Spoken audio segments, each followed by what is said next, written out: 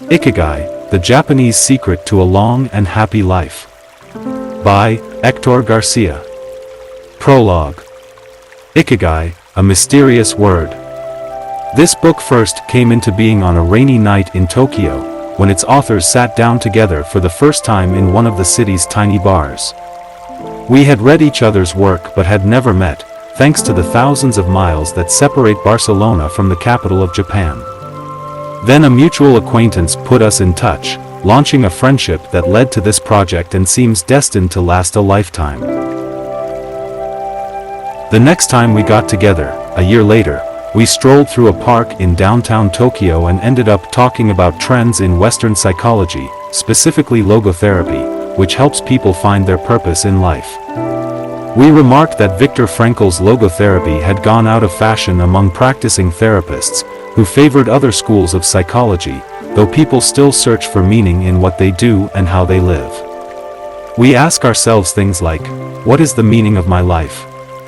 Is the point just to live longer, or should I seek a higher purpose? Why do some people know what they want and have a passion for life, while others languish in confusion? At some point in our conversation, the mysterious word ikigai came up. This Japanese concept, which translates roughly as the happiness of always being busy, is like logotherapy, but it goes a step beyond. It also seems to be one way of explaining the extraordinary longevity of the Japanese, especially on the island of Okinawa, where there are 24.55 people over the age of 100 for every 100,000 inhabitants, far more than the global average. Those who study why the inhabitants of this island in the south of Japan live longer than people anywhere else in the world believe that one of the keys, in addition to a healthful diet, a simple life in the outdoors, green tea, and the subtropical climate, its average temperature is like that of Hawaii, is the ikigai that shapes their lives. While researching this concept, we discovered that not a single book in the fields of psychology or personal development is dedicated to bringing this philosophy to the West. Is ikigai the reason there are more centenarians in Okinawa than anywhere else? How does it inspire people to stay active until the very end? What is the secret to a long and happy life? As we explored the matter further, we discovered that one place in particular, Ajamai, a rural town on the north end of the island with a population of 3,000, boasts the highest life expectancy in the world, a fact that has earned it the nickname the Village of Longevity. Okinawa is where most of Japan's shikuwaza, a lime-like fruit that packs an extraordinary antioxidant punch, comes from. Could that be Ajamai's secret to long life? Or is it the purity of the water used to brew its morina tea? We decided to go study the secrets of the Japanese centenarians in person. After a year of preliminary research, we arrived in the village, where residents speak an ancient dialect and practice an animist religion that features long-haired forest sprites called ikigai-a, with our cameras and recording devices in hand. As soon as we arrived, we could sense the incredible friendliness of its residents, who laughed and joked incessantly amid lush green hills fed by crystalline waters. As we conducted our interviews with the eldest residents of the town, we realized that something far more powerful than just these natural resources was at work. An uncommon joy flows from its inhabitants and guides them through the long and pleasurable journey of their lives.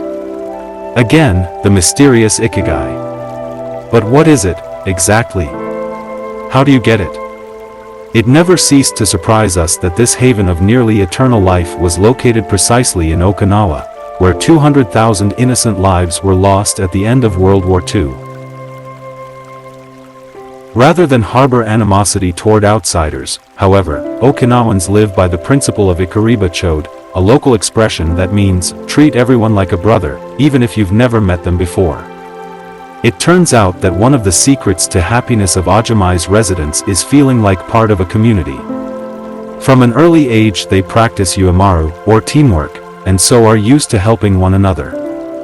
Nurturing friendships, eating light, getting enough rest, and doing regular, moderate exercise are all part of the equation of good health, but at the heart of the joie de vivre that inspires these centenarians to keep celebrating birthdays and cherishing each new day is their ikigai. The purpose of this book is to bring the secrets of Japan's centenarians to you and give you the tools to find your own ikigai. Because those who discover their ikigai have everything they need for a long and joyful journey through life. Happy travels. Hector Garcia and Francesc Miralles. 1. Ikigai. The art of staying young while growing old. What is your reason for being? According to the Japanese, everyone has an ikigai, what a French philosopher might call a raison d'être. Some people have found their ikigai, while others are still looking, though they carry it within them. Our ikigai is hidden deep inside each of us, and finding it requires a patient search. According to those born on Okinawa, the island with the most centenarians in the world, our ikigai is the reason we get up in the morning. Whatever you do, don't retire. Having a clearly defined ikigai brings satisfaction, happiness, and meaning to our lives. The purpose of this book is to help you find yours, and to share insights from Japanese philosophy on the lasting health of body, mind, and spirit. One surprising thing you notice, living in Japan, is how active people remain after they retire. In fact, many Japanese people never really retire, they keep doing what they love for as long as their health allows. There is, in fact, no word in Japanese that means retire in the sense of leaving the workforce for good as in English. According to Dan Buettner, a National Geographic reporter who knows the country well, having a purpose in life is so important in Japanese culture that our idea of retirement simply doesn't exist there. The island of, almost, eternal youth. Certain longevity studies suggest that a strong sense of community and a clearly defined ikigai are just as important as the famously healthful Japanese diet, perhaps even more so. Recent medical studies of centenarians from Okinawa and other so-called blue zones, the geographic regions where people live longest, provide a number of interesting facts about these extraordinary human beings. Not only do they live much longer than the rest of the world's population, they also suffer from fewer chronic illnesses such as cancer and heart disease. Inflammatory disorders are also less common. Many of these centenarians enjoy enviable levels of vitality and health that would be unthinkable for people of advanced age elsewhere. Their blood tests reveal fewer free radicals, which are responsible for cellular aging, as a result of drinking tea and eating until their stomachs are only 80% full. Women experience more moderate symptoms during menopause, and both men and women maintain higher levels of sexual hormones until much later in life. The rate of dementia is well below the global average. Though we will consider each of these findings over the course of the book, research clearly indicates that the Okinawans' focus on ikigai gives a sense of purpose to each and every day and plays an important role in their health and longevity. The 5 blue zones. Okinawa holds first place among the world's blue zones. In Okinawa, women in particular live longer and have fewer diseases than anywhere else in the world. The 5 regions identified and analyzed by Dan Buettner in his book The Blue Zones are 1. Okinawa, Japan, especially the northern part of the island. The locals eat a diet rich in vegetables and tofu typically served on small plates. In addition to their philosophy of ikigai, the moai, or close-knit group of friends, plays an important role in their longevity. 2. Sardinia, Italy, specifically the provinces of Nuoro and Ogliastra. Locals on this island consume plenty of vegetables and 1 or 2 glasses of wine per day. As in Okinawa, the cohesive nature of this community is another factor directly related to longevity. 3. Loma Linda, California. Researchers studied a group of Seventh-day Adventists who are among the longest living people in the United States. 4. The Nicoya Peninsula, Costa Rica. Locals remain remarkably active after 90. Many of the region's older residents have no problem getting up at 5:30 in the morning to work in the fields. 5. Ikigai-a, Greece. 1 of every 3 inhabitants of this island near the coast of Turkey is over 90 years old, compared to less than 1% of the population of the United States, a fact that has earned it the nickname the Island of Long Life. The local secret seems to be a lifestyle that dates back to 500 BC. In the following chapters, we will examine several factors that seem to be the keys to longevity and are found across the blue zones, paying special attention to Okinawa and its so-called village of longevity. First, however, it is worth pointing out that 3 of these regions are islands, where resources can be scarce and communities have to help one another. For many, helping others might be an ikigai strong enough to keep them alive. According to scientists who have studied the 5 blue zones, the keys to longevity are diet, exercise, finding a purpose in life, an ikigai, and forming strong social ties, that is, having a broad circle of friends and good family relations. Members of these communities manage their time well in order to reduce stress, consume little meat or processed foods, and drink alcohol in moderation. They don't do strenuous exercise, but they do move every day, taking walks and working in their vegetable gardens. People in the blue zones would rather walk than drive. Gardening, which involves daily low-intensity movement, is a practice almost all of them have in common. The 80% secret. One of the most common sayings in Japan is hara hachi biyu, which is repeated before or after eating and means something like, fill your belly to 80%. Ancient wisdom advises against eating until we are full. This is why Okinawans stop eating when they feel their stomachs reach 80% of their capacity, rather than overeating and wearing down their bodies with long digestive processes that accelerate cellular oxidation. Of course, there is no way to know objectively if your stomach is at 80% capacity. The lesson to learn from this saying is that we should stop eating when we are starting to feel full. The extra side dish, the snack we eat when we know in our hearts we don't really need it, the apple pie after lunch, all these will give us pleasure in the short term, but not having them will make us happier in the long term. The way food is served is also important. By presenting their meals on many small plates, the Japanese tend to eat less. A typical meal in a restaurant in Japan is served in 5 plates on a tray, 4 of them very small and the main dish slightly bigger. Having 5 plates in front of you makes it seem like you are going to eat a lot, but what happens most of the time is that you end up feeling slightly hungry. This is one of the reasons why Westerners in Japan typically lose weight and stay trim.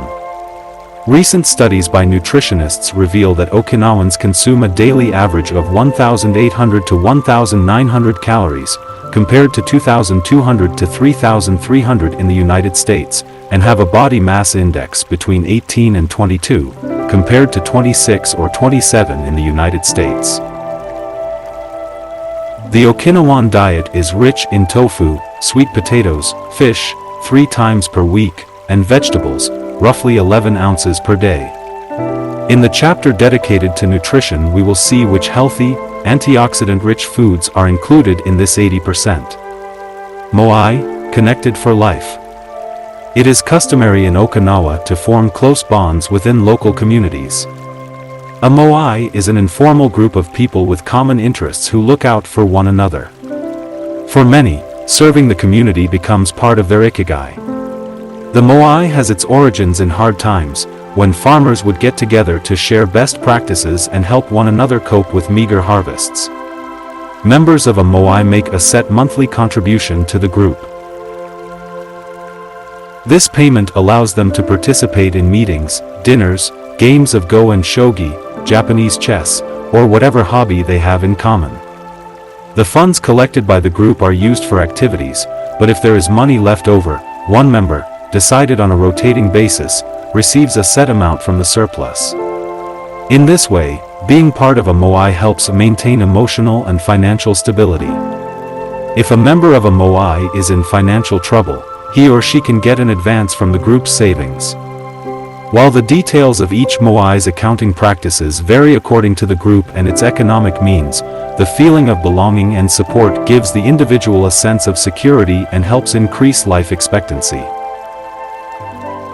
Following this brief introduction to the topics covered in this book, we look at a few causes of premature aging in modern life, and then explore different factors related to ikigai. 2. Anti-aging secrets. Little things that add up to a long and happy life. Aging's escape velocity. For more than a century, we've managed to add an average of 0.3 years to our life expectancy every year. But what would happen if we had the technology to add a year of life expectancy every year? In theory, we would achieve biological immortality, having reached aging's escape velocity. Aging's escape velocity and the rabbit imagine a sign far off in the future with a number on it that represents the age of your death. Every year that you live, you advance closer to the sign. When you reach the sign, you die. Now imagine a rabbit holding the sign and walking to the future. Every year that you live, the rabbit is half a year as far away. After a while, you will reach the rabbit and die. But what if the rabbit could walk at a pace of 1 year for every year of your life? You would never be able to catch the rabbit, and therefore you would never die. The speed at which the rabbit walks to the future is our technology. The more we advance technology and knowledge of our bodies, the faster we can make the rabbit walk. Aging's escape velocity is the moment at which the rabbit walks at a pace of 1 year per year or faster, and we become immortal. Researchers with an eye to the future, such as Ray Kurzweil and Aubrey de Grey, claim that we'll reach this escape velocity in a matter of decades. Other scientists are less optimistic, predicting that we'll reach a limit, a maximum age we won't be able to surpass, no matter how much technology we have. For example, some biologists assert that our cells stop regenerating after about 120 years. Active mind, youthful body.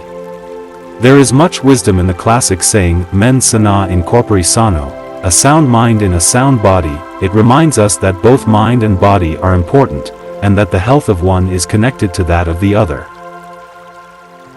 It has been shown that maintaining an active, adaptable mind is one of the key factors in staying young. Having a youthful mind also drives you toward a healthy lifestyle that will slow the aging process. Just as a lack of physical exercise has negative effects on our bodies and mood, a lack of mental exercise is bad for us because it causes our neurons and neural connections to deteriorate, and, as a result, reduces our ability to react to our surroundings. This is why it's so important to give your brain a workout. One pioneer in advocating for mental exercise is the Israeli neuroscientist Shlomo Breznitz, who argues that the brain needs a lot of stimulation in order to stay in shape. As he stated in an interview with Eduard Punset for the Spanish television program Reads, there is a tension between what is good for someone and what they want to do. This is because people, especially older people, like to do things as they've always done them. The problem is that when the brain develops ingrained habits, it doesn't need to think anymore. Things get done quickly and efficiently on automatic pilot, often in a very advantageous way. This creates a tendency to stick to routines, and the only way of breaking these is to confront the brain with new information. Presented with new information, the brain creates new connections and is revitalized. This is why it is so important to expose yourself to change, even if stepping outside your comfort zone means feeling a bit of anxiety. The effects of mental training have been scientifically demonstrated. According to Collins Hemingway and Shlomo Breznitz in their book Maximum Brainpower, Challenging the Brain for Health and Wisdom, mental training is beneficial on many levels. You begin exercising your brain by doing a certain task for the first time, he writes. And at first it seems very difficult, but as you learn how to do it, the training is already working. The second time, you realize that it's easier, not harder, to do, because you're getting better at it. This has a fantastic effect on a person's mood. In and of itself, it is a transformation that affects not only the results obtained, but also his or her self-image. This description of a mental workout might sound a bit formal, but simply interacting with others, playing a game, for example, offers new stimuli and helps prevent the depression that can come with solitude. Our neurons start to age while we are still in our 20s. This process is slowed, however, by intellectual activity, curiosity, and a desire to learn. Dealing with new situations, learning something new every day, playing games, and interacting with other people seem to be essential anti-aging strategies for the mind. Furthermore, a more positive outlook in this regard will yield greater mental benefits. Stress, accused of killing longevity. Many people seem older than they are. Research into the causes of premature aging has shown that stress has a lot to do with it, because the body wears down much faster during periods of crisis. The American Institute of Stress investigated this degenerative process and concluded that most health problems are caused by stress. Researchers at the Heidelberg University Hospital conducted a study in which they subjected a young doctor to a job interview, which they made even more stressful by forcing him to solve complex math problems for 30 minutes. Afterward, they took a blood sample. What they discovered was that his antibodies had reacted to stress the same way they react to pathogens, activating the proteins that trigger an immune response. The problem is that this response not only neutralizes harmful agents, it also damages healthy cells, leading them to age prematurely. The University of California conducted a similar study, taking data and samples from 39 women who had high levels of stress due to the illness of one of their children and comparing them to samples from women with healthy children and low levels of stress. They found that stress promotes cellular aging by weakening cell structures known as telomeres, which affect cellular regeneration and how our cells age. As the study revealed, the greater the stress, the greater the degenerative effect on cells. How does stress work? These days, people live at a frantic pace and in a nearly constant state of competition. At this fever pitch, stress is a natural response to the information being received by the body as potentially dangerous or problematic. Theoretically, this is a useful reaction, as it helps us survive in hostile surroundings. Over the course of our evolution, we have used this response to deal with difficult situations and to flee from predators. The alarm that goes off in our head makes our neurons activate the pituitary gland, which produces hormones that release corticotropin, which in turn circulates through the body via the sympathetic nervous system. The adrenal gland is then triggered to release adrenaline and cortisol. Adrenaline raises our respiratory rate and pulse and prepares our muscles for action, getting the body ready to react to perceived danger, while cortisol increases the release of dopamine and blood glucose, which is what gets us charged up and allows us to face challenges. These processes are, in moderation, beneficial. They help us overcome challenges in our daily lives. Nonetheless, the stress to which human beings are subjected today is clearly harmful. Stress has a degenerative effect over time. A sustained state of emergency affects the neurons associated with memory, as well as inhibiting the release of certain hormones, the absence of which can cause depression. Its secondary effects include irritability, insomnia, anxiety, and high blood pressure. As such, though challenges are good for keeping mind and body active, we should adjust our high-stress lifestyles in order to avoid the premature aging of our bodies. Be mindful about reducing stress. Whether or not the threats we perceive are real, stress is an easily identifiable condition that not only causes anxiety but is also highly psychosomatic, affecting everything from our digestive system to our skin.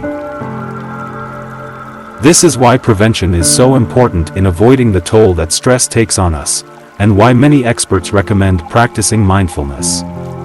The central premise of this stress reduction method is focusing on the self, noticing our responses, even if they are conditioned by habit, in order to be fully conscious of them. In this way, we connect with the here and now and limit thoughts that tend to spiral out of control.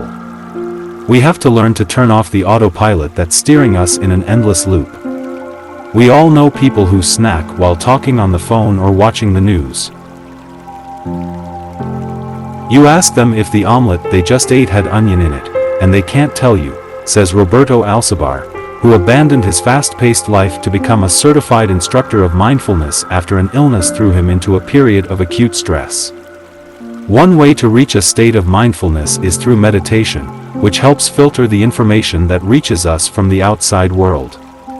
It can also be achieved through breathing exercises, yoga, and body scans.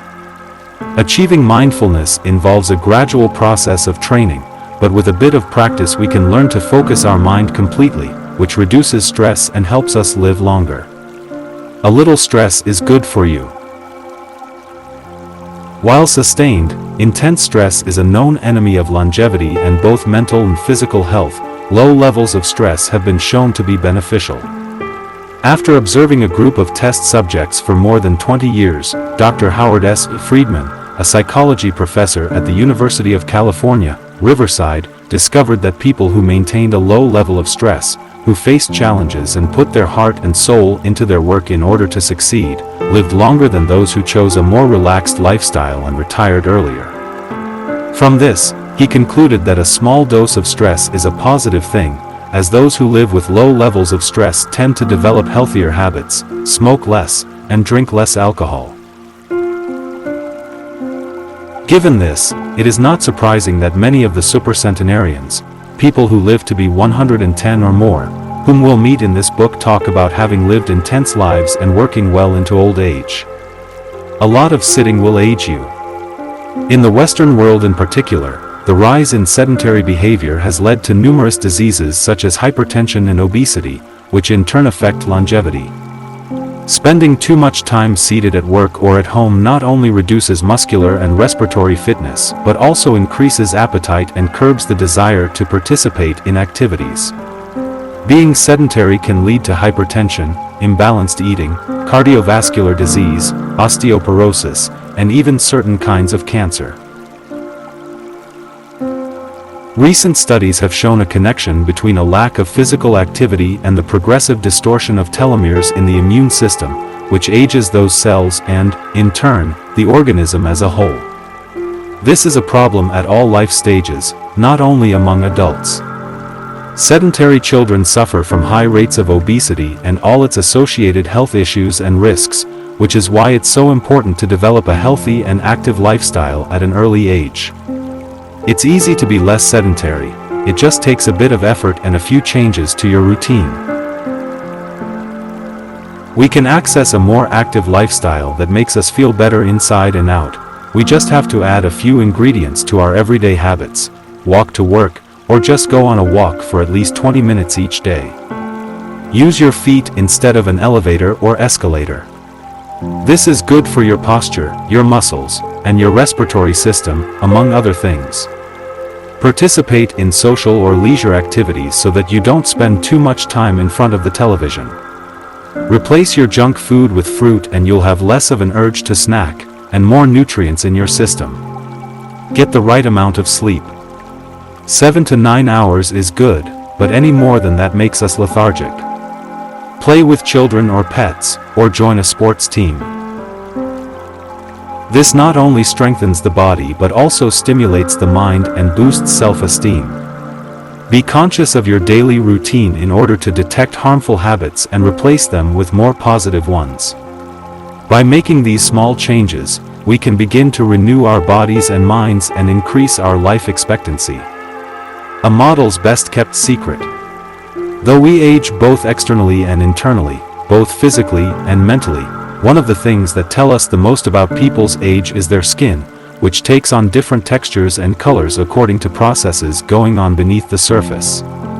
Most of those who make their living as models claim to sleep between 9 and 10 hours the night before a fashion show. This gives their skin a taut, wrinkle-free appearance and a healthy, radiant glow. Science has shown that sleep is a key anti-aging tool, because when we sleep we generate melatonin, a hormone that occurs naturally in our bodies. The pineal gland produces it from the neurotransmitter serotonin according to our diurnal and nocturnal rhythms, and it plays a role in our sleep and waking cycles. A powerful antioxidant, melatonin helps us live longer, and also offers the following benefits. It strengthens the immune system. It contains an element that protects against cancer. It promotes the natural production of insulin.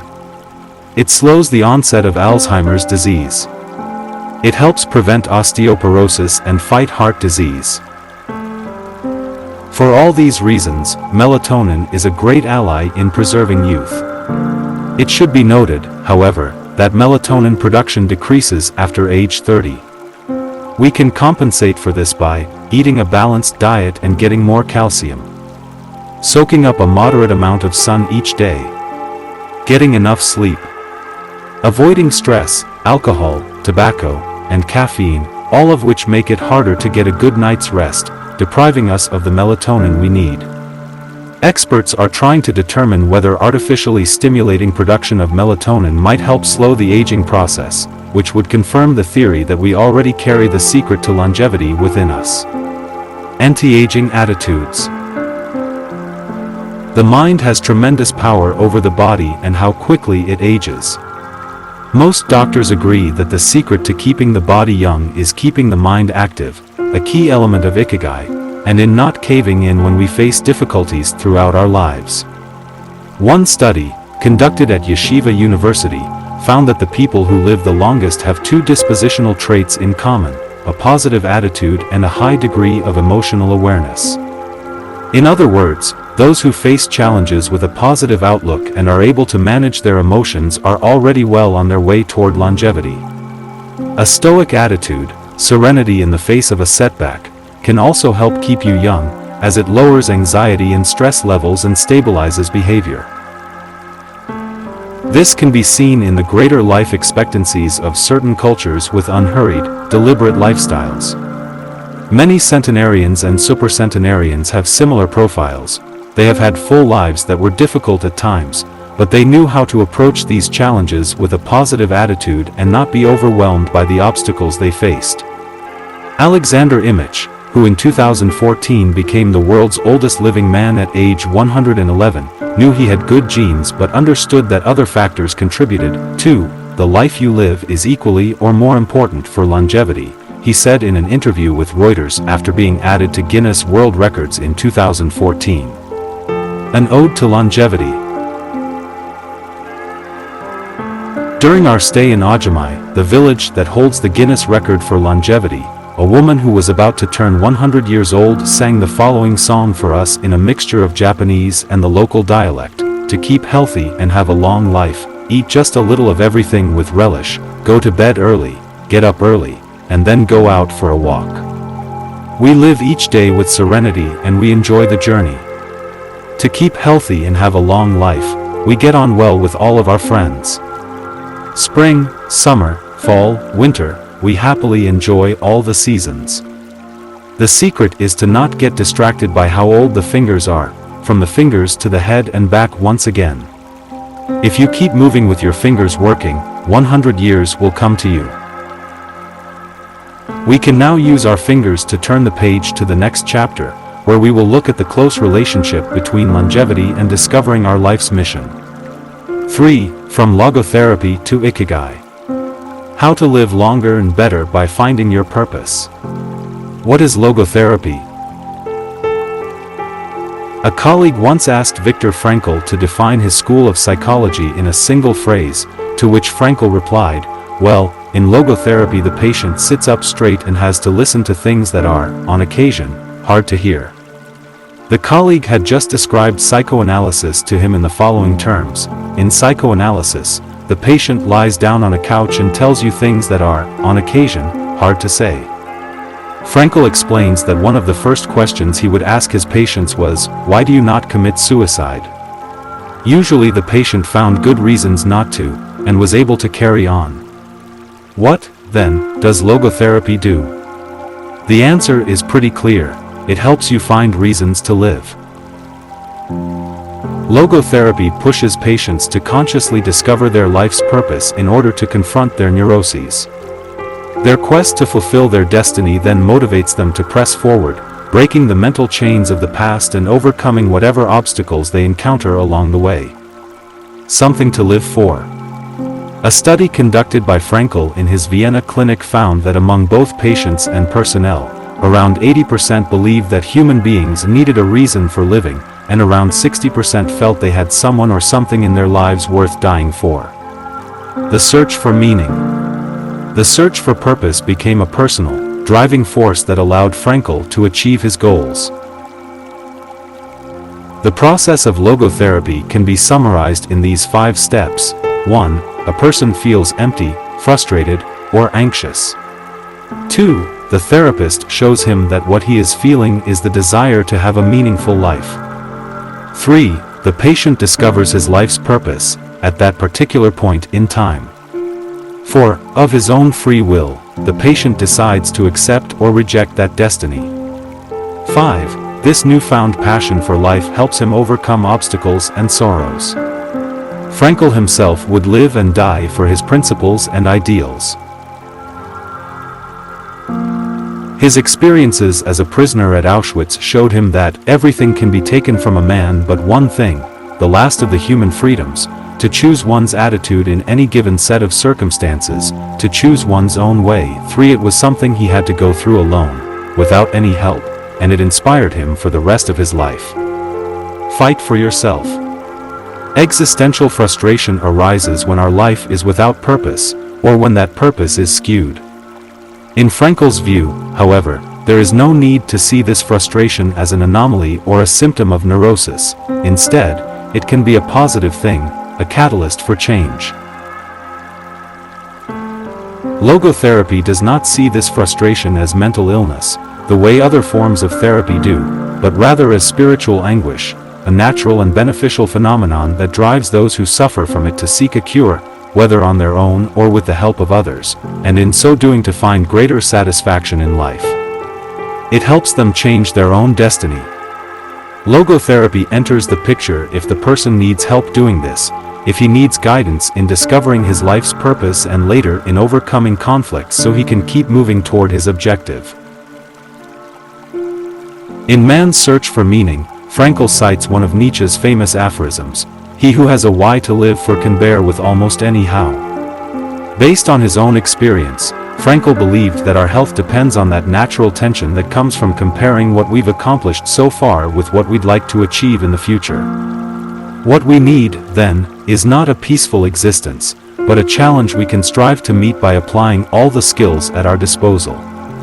Existential crisis, on the other hand, is typical of modern societies in which people do what they are told to do, or what others do, rather than what they want to do. They often try to fill the gap between what is expected of them and what they want for themselves with economic power or physical pleasure, or by numbing their senses. It can even lead to suicide. Sunday neurosis, for example, is what happens when, without the obligations and commitments of the workweek, the individual realizes how empty he is inside. He has to find a solution. Above all, he has to find his purpose, his reason for getting out of bed, his ikigai. I feel empty inside. In a study conducted at the Vienna Polyclinic Hospital, Frankl's team found that 55% of the patients they interviewed were experiencing some degree of existential crisis. According to logotherapy, discovering one's purpose in life helps an individual fill that existential void. Frankl, a man who faced his problems and turned his objectives into actions, could look back on his life in peace as he grew old. He did not have to envy those still enjoying their youth, because he had amassed a broad set of experiences that showed he had lived for something. Better living through logotherapy, a few key ideas. We don't create the meaning of our life, as Sartre claimed, we discover it.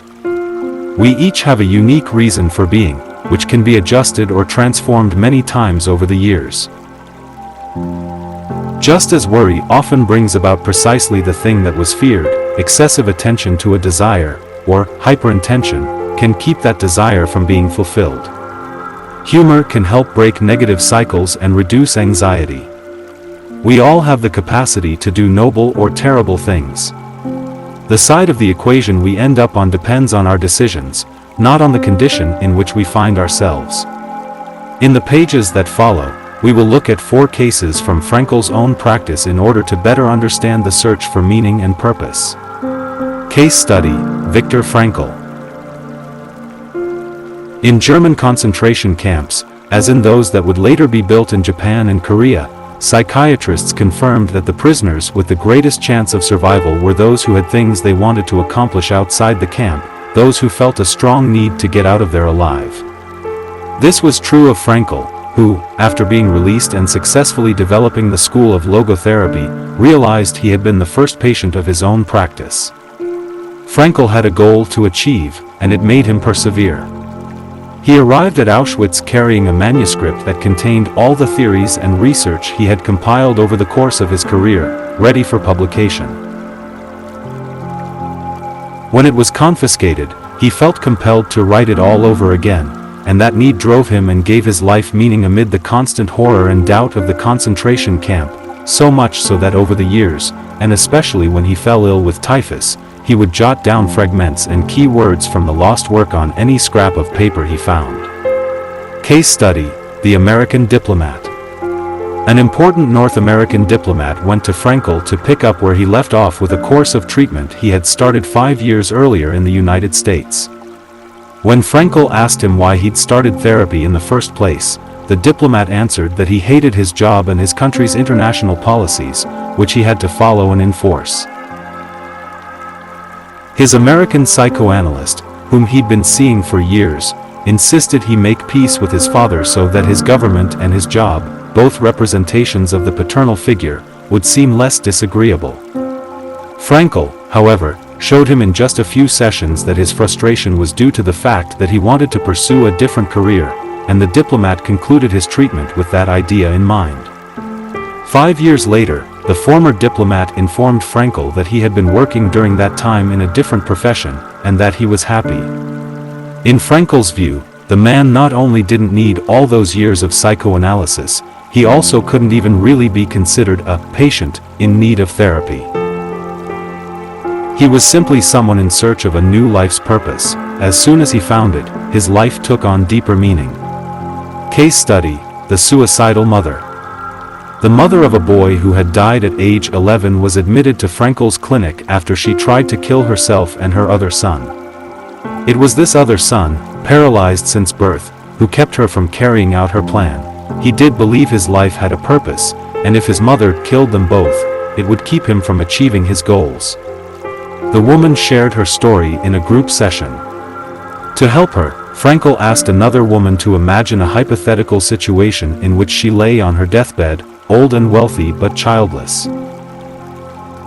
The woman insisted that, in that case, she would have felt her life had been a failure.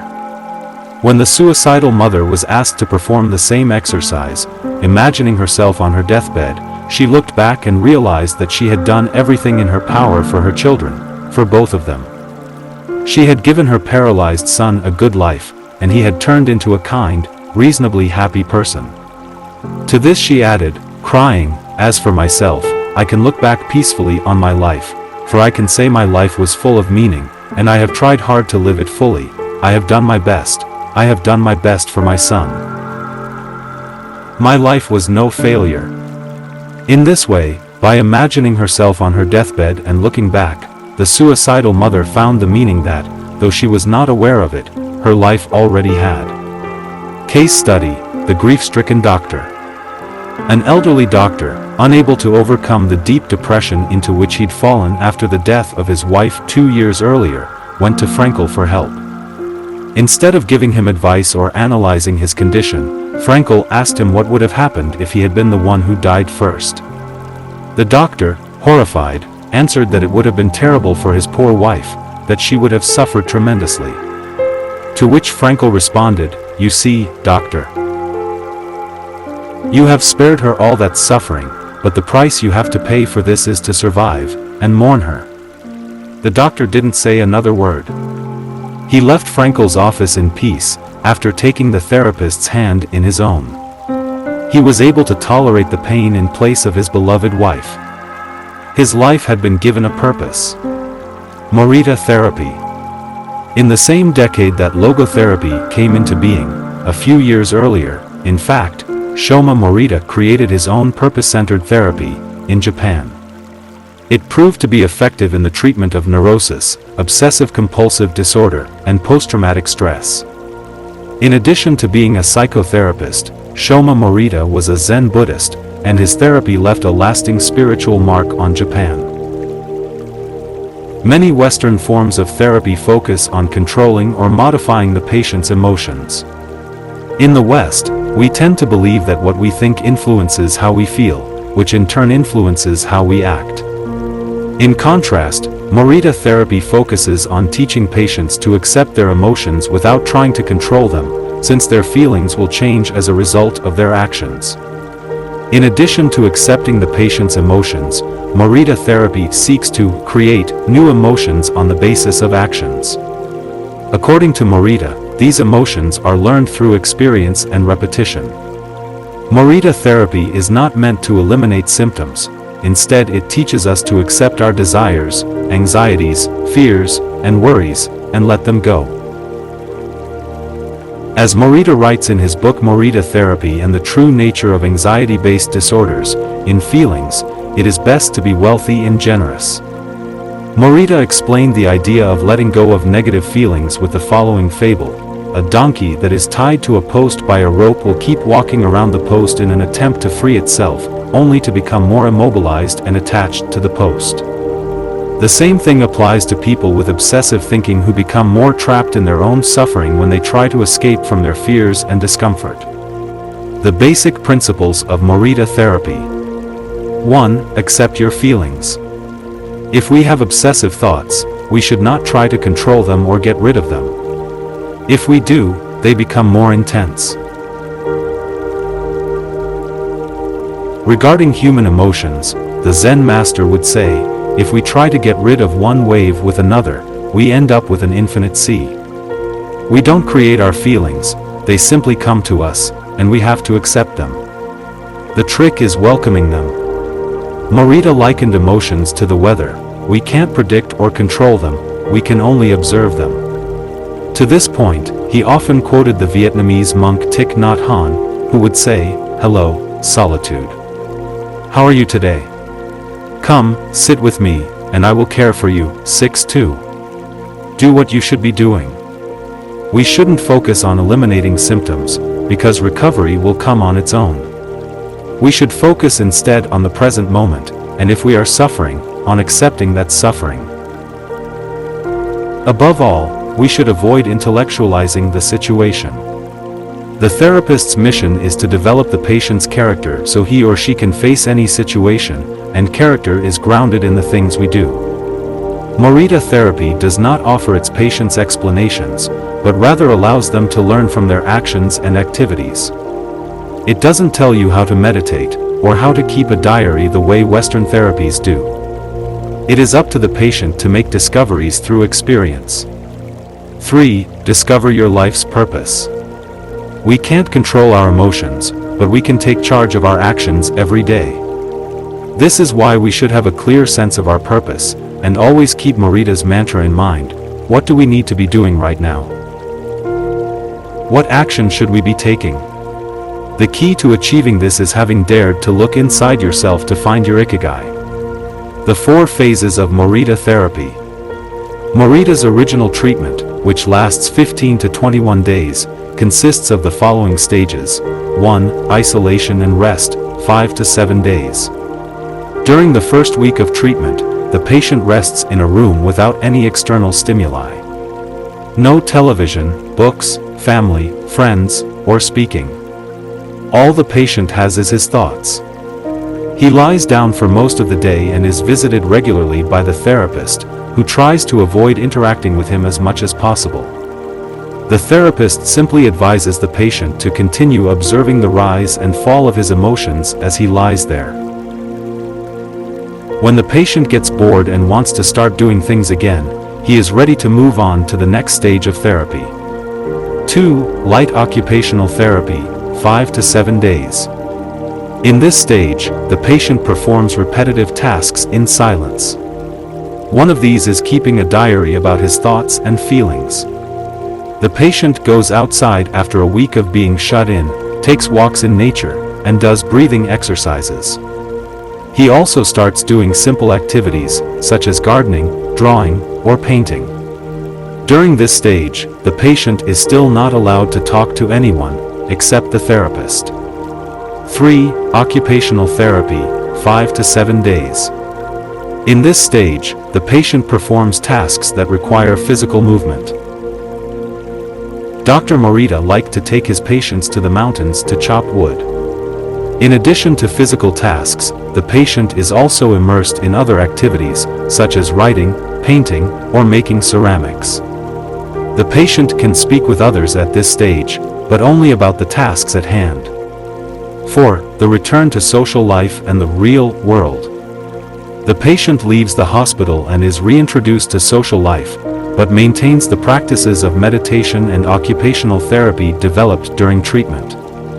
The idea is to re-enter society as a new person, with a sense of purpose, and without being controlled by social or emotional pressures. Nichiren meditation. Morita was a great Zen master of Nichiren introspective meditation. Much of his therapy draws on his knowledge and mastery of this school, which centers on 3 questions the individual must ask him or herself. 1. What have I received from person X? 2. What have I given to person X? 3. What problems have I caused person X? Through these reflections, we stop identifying others as the cause of our problems and deepen our own sense of responsibility. As Morita said, if you are angry and want to fight, think about it for 3 days before coming to blows. After 3 days, the intense desire to fight will pass on its own. 7. And now, ikigai. Logotherapy and Morita therapy are both grounded in a personal, unique experience that you can access without therapists or spiritual retreats, the mission of finding your ikigai, your existential fuel. Once you find it, it is only a matter of having the courage and making the effort to stay on the right path. In the following chapters, we'll take a look at the basic tools you'll need to get moving along that path, finding flow in the tasks you've chosen to do, eating in a balanced and mindful way, doing low-intensity exercise, and learning not to give in when difficulties arise. In order to do this, you have to accept that the world, like the people who live in it, is imperfect, but that it is still full of opportunities for growth and achievement. Are you ready to throw yourself into your passion as if it were the most important thing in the world? 4. Find flow in everything you do. How to turn work and free time into spaces for growth. We are what we repeatedly do. Excellence, then, is not an act but a habit. Aristotle. Going with the flow. Imagine you are skiing down one of your favorite slopes. Powdery snow flies up on both sides of you like white sand. Conditions are perfect. You are entirely focused on skiing as well as you can. You know exactly how to move at each moment. There is no future, no past. There is only the present. You feel the snow, your skis, your body, and your consciousness united as a single entity. You are completely immersed in the experience, not thinking about or distracted by anything else. Your ego dissolves, and you become part of what you are doing. This is the kind of experience Bruce Lee described with his famous, "Be water, my friend." We've all felt our sense of time vanish when we lose ourselves in an activity we enjoy. We start cooking and before we know it, several hours have passed. We spend an afternoon with a book and forget about the world going by until we notice the sunset and realize we haven't eaten dinner. We go surfing and don't realize how many hours we have spent in the water until the next day, when our muscles ache. The opposite can also happen. When we have to complete a task we don't want to do, every minute feels like a lifetime and we can't stop looking at our watch. As the quip attributed to Einstein goes, put your hand on a hot stove for a minute and it seems like an hour. Sit with a pretty girl for an hour, and it seems like a minute. That is relativity. The funny thing is that someone else might really enjoy the same task, but we want to finish as quickly as possible. What makes us enjoy doing something so much that we forget about whatever worries we might have while we do it? When are we happiest? These questions can help us discover our ikigai. The power of flow. These questions are also at the heart of psychologist Mihaly Csikszentmihalyi's research into the experience of being completely immersed in what we are doing. Csikszentmihalyi called this state flow, and described it as the pleasure, delight, creativity, and process when we are completely immersed in life. There is no magic recipe for finding happiness, for living according to your ikigai, but one key ingredient is the ability to reach this state of flow and, through this state, to have an optimal experience. In order to achieve this optimal experience, we have to focus on increasing the time we spend on activities that bring us to this state of flow, rather than allowing ourselves to get caught up in activities that offer immediate pleasure, like eating too much, abusing drugs or alcohol, or stuffing ourselves with chocolate in front of the TV. As Csikszentmihalyi asserts in his book Flow, The Psychology of Optimal Experience, flow is the state in which people are so involved in an activity that nothing else seems to matter. The experience itself is so enjoyable that people will do it even at great cost, for the sheer sake of doing it. It is not only creative professionals who require the high doses of concentration that promote flow. Most athletes, chess players, and engineers also spend much of their time on activities that bring them to this state. According to Csikszentmihalyi's research, a chess player feels the same way upon entering a state of flow as a mathematician working on a formula or a surgeon performing an operation. A professor of psychology, Csikszentmihalyi analyzed data from people around the world and discovered that flow is the same among individuals of all ages and cultures. In New York and Okinawa, we all reach a state of flow in the same way. But what happens to our mind when we are in that state? When we flow, we are focused on a concrete task without any distractions. Our mind is in order. The opposite occurs when we try to do something while our mind is on other things. If you often find yourself losing focus while working on something you consider important, there are several strategies you can employ to increase your chances of achieving flow. The 7 conditions for achieving flow. According to researcher Owen Schaefer of DePaul University, the requirements for achieving flow are: 1. Knowing what to do. 2. Knowing how to do it. 3. Knowing how well you are doing. 4. Knowing where to go, where navigation is involved. 5. Perceiving significant challenges. 6. Perceiving significant skills. Being free from distractions. Strategy 1. Choose a difficult task, but not too difficult. Schaefer's model encourages us to take on tasks that we have a chance of completing but that are slightly outside our comfort zone. Every task, sport, or job has a set of rules, and we need a set of skills to follow them. If the rules for completing a task or achieving a purpose are too basic relative to our skill set, we will likely get bored. Activities that are too easy lead to apathy. If, on the other hand, we assign ourselves a task that is too difficult, we won't have the skills to complete it and will almost certainly give up, and feel frustrated, to boot. The ideal is to find a middle path, something aligned with our abilities but just a bit of a stretch, so we experience it as a challenge. This is what Ernest Hemingway meant when he said, "Sometimes I write better than I can."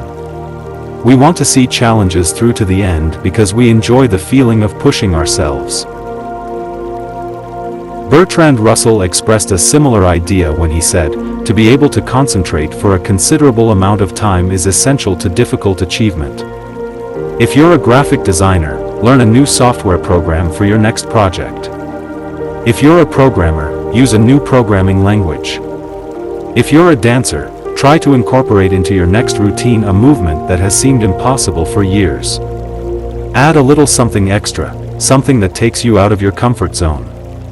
Even doing something as simple as reading means following certain rules, having certain abilities and knowledge. If we set out to read a book on quantum mechanics for specialists in physics without being specialists in physics ourselves, we'll probably give up after a few minutes. On the other end of the spectrum, if we already know everything a book has to tell us, we'll get bored right away.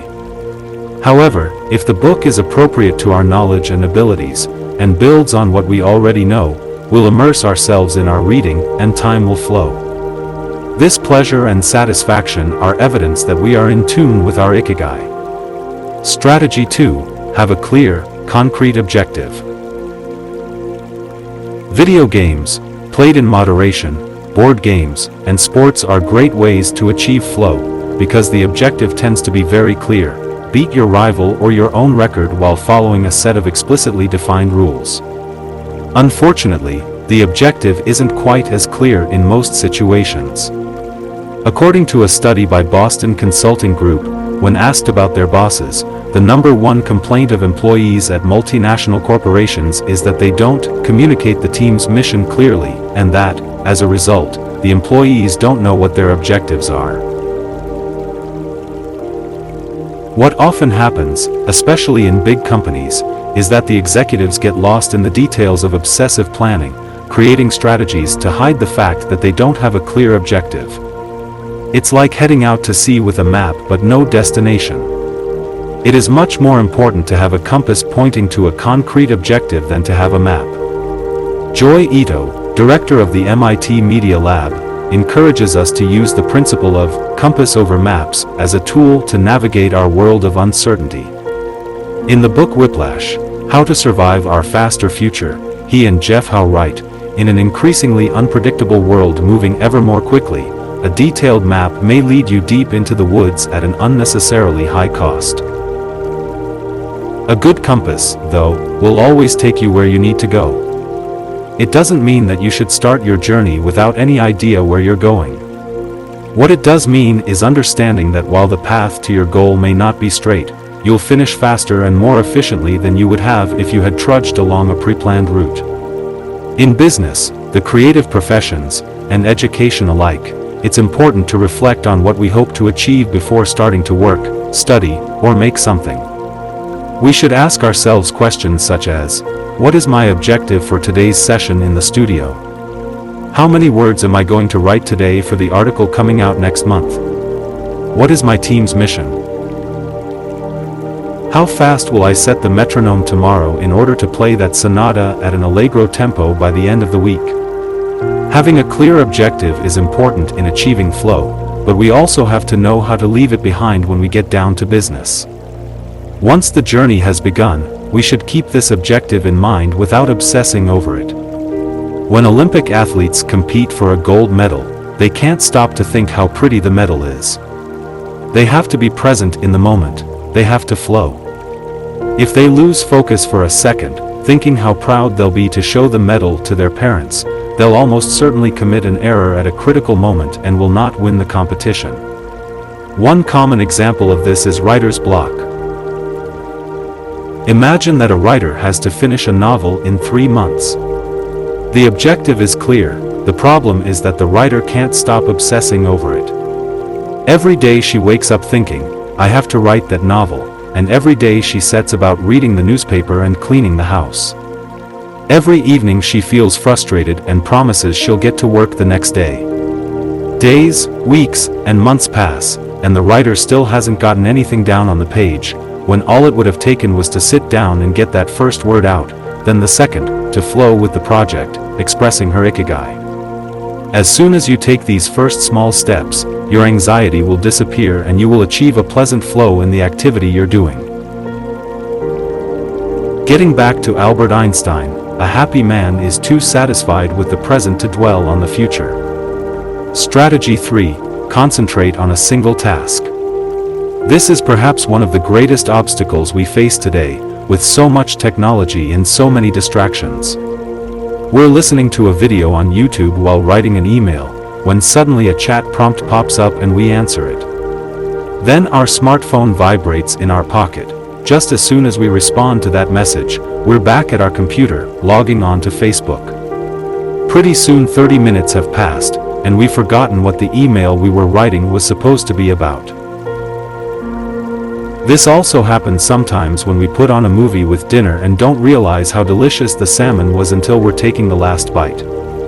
We often think that combining tasks will save us time, but scientific evidence shows that it has the opposite effect. Even those who claim to be good at multitasking are not very productive. In fact, they are some of the least productive people. Our brains can take in millions of bits of information but can only actually process a few dozen per second. When we say we're multitasking, what we're really doing is switching back and forth between tasks very quickly. Unfortunately, we're not computers adept at parallel processing. We end up spending all our energy alternating between tasks, instead of focusing on doing one of them well. Concentrating on one thing at a time may be the single most important factor in achieving flow. According to Csikszentmihalyi, in order to focus on a task we need, 1. To be in a distraction-free environment. 2. To have control over what we are doing at every moment. Technology is great if we're in control of it. It's not so great if it takes control of us. For example, if you have to write a research paper, you might sit down at your computer and use Google to look up the information you need. However, if you're not very disciplined, you might end up surfing the web instead of writing that paper. In that case, Google and the internet will have taken over, pulling you out of your state of flow. It has been scientifically shown that if we continually ask our brains to switch back and forth between tasks, we waste time, make more mistakes, and remember less of what we've done. Several studies conducted at Stanford University by Clifford Evar Nass describe our generation as suffering from an epidemic of multitasking. One such study analyzed the behavior of hundreds of students, dividing them into groups based on the number of things they tended to do at once. The students who were the most addicted to multitasking typically alternated among more than 4 tasks, for example, taking notes while reading a textbook, listening to a podcast, answering messages on their smartphone, and sometimes checking their Twitter timeline. Each group of students was shown a screen with several red and several blue arrows. The objective of the exercise was to count the red arrows. At first, all the students answered correctly right away, without much trouble. As the number of blue arrows increased, the number of red arrows stayed the same, only their position changed. However, the students accustomed to multitasking had serious trouble counting the red arrows in the time allotted, or as quickly as the students who did not habitually multitask, for one very simple reason: they got distracted by the blue arrows. Their brains were trained to pay attention to every stimulus, regardless of its importance, while the brains of the other students were trained to focus on a single task, in this case, counting the red arrows and ignoring the blue ones. Other studies indicate that working on several things at once lowers our productivity by at least 60% and our IQ by more than 10 points. One study funded by the Swedish Council for Working Life and Social Research found that a sample group of more than 4,000 young adults between the ages of 20 and 24 who were addicted to their smartphones got less sleep, felt less connected to their community at school, and were more likely to show signs of depression. What can we do to avoid falling victim to this flow-impeding epidemic? How can we train our brains to focus on a single task? Here are a few ideas for creating a space and time free of distractions, to increase our chances of reaching a state of flow and thereby getting in touch with our ikigai. Don't look at any kind of screen for the first hour you're awake and the last hour before you go to sleep. Turn off your phone before you achieve flow. There is nothing more important than the task you have chosen to do during this time. If this seems too extreme, enable the "Do Not Disturb" function so only the people closest to you can contact you in case of emergency. Designate one day of the week, perhaps a Saturday or Sunday, a day of technological fasting, making exceptions only for e-readers, without Wi-Fi, or MP3 players. Go to a cafe that doesn't have Wi-Fi. Read and respond to email only once or twice per day. Define those times clearly and stick to them. Try the Pomodoro technique. Get yourself a kitchen timer. Some are made to look like a pomodoro, or tomato, and commit to working on a single task as long as it's running. The Pomodoro technique recommends 25 minutes of work and 5 minutes of rest for each cycle, but you can also do 50 minutes of work and 10 minutes of rest. Find the pace that's best for you. The most important thing is to be disciplined in completing each cycle. Start your work session with a ritual you enjoy and end it with a reward. Train your mind to return to the present when you find yourself getting distracted. Practice mindfulness or another form of meditation. Go for a walk or a swim, whatever will help you get centered again. Work in a space where you will not be distracted. If you can't do this at home, go to a library, a cafe, or, if your task involves playing the saxophone, a music studio. If you find that your surroundings continue to distract you, keep looking until you find the right place. Divide each activity into groups of related tasks, and assign each group its own place and time. For example, if you're writing a magazine article, you could do research and take notes at home in the morning, write in the library in the afternoon, and edit on the couch at night. Bundle routine tasks, such as sending out invoices, making phone calls, and so on, and do them all at once.